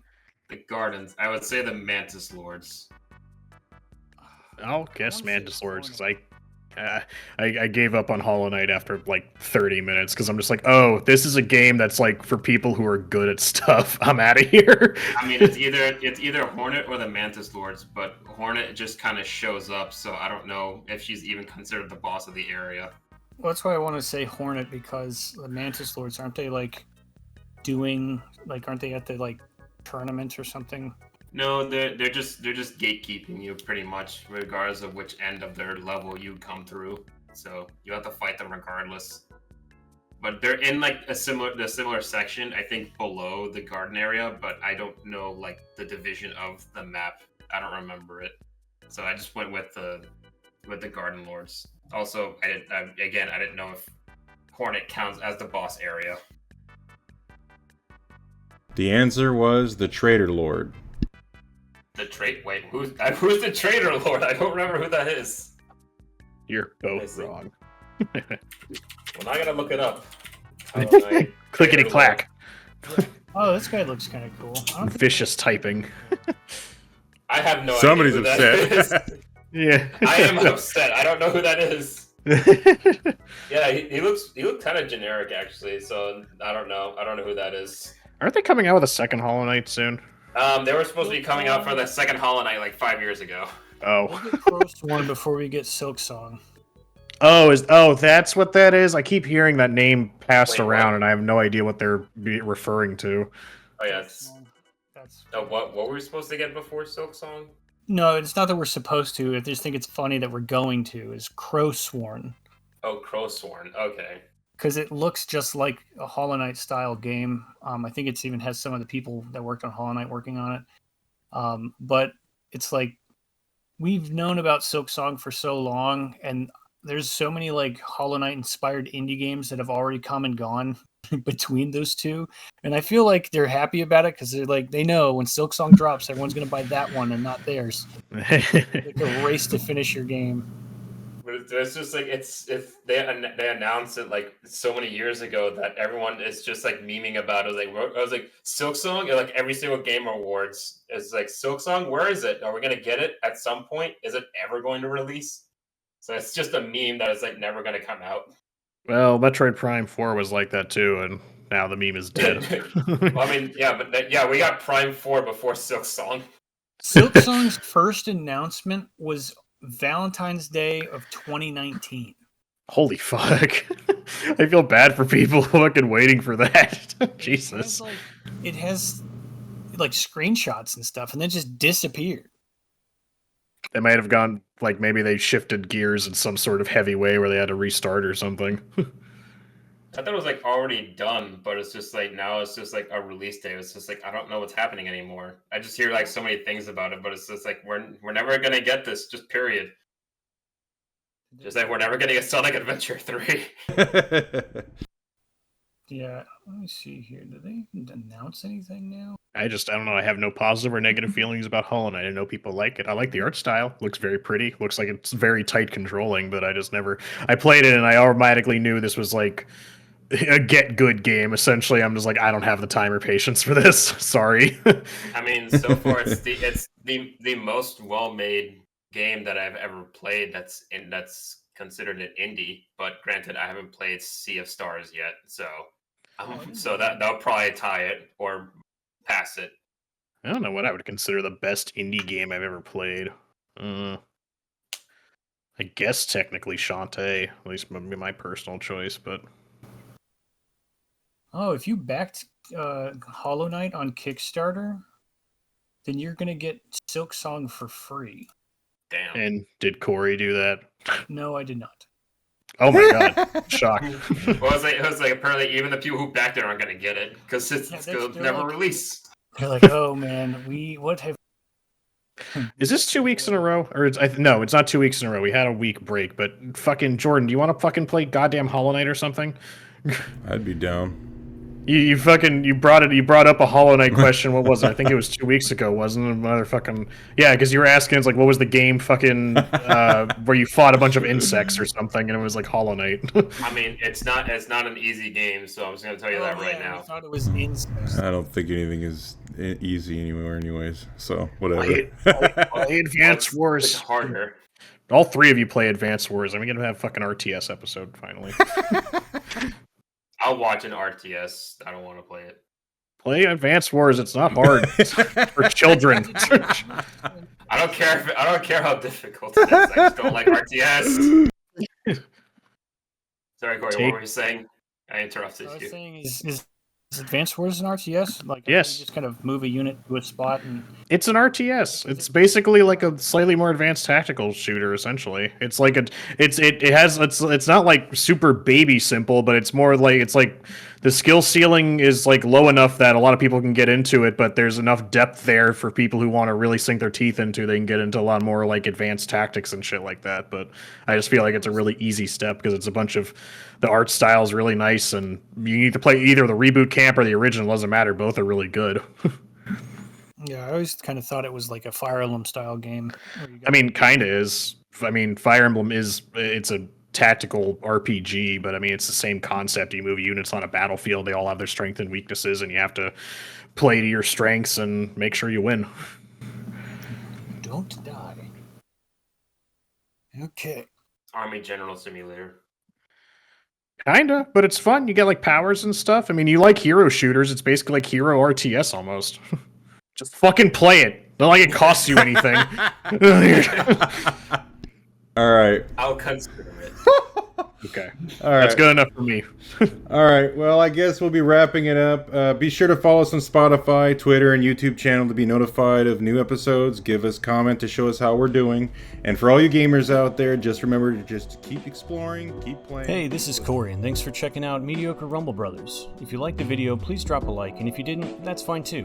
If you'd like us to talk about any specific games, drop a comment below, or feel free to discuss your experience with the games that we mentioned in the episode.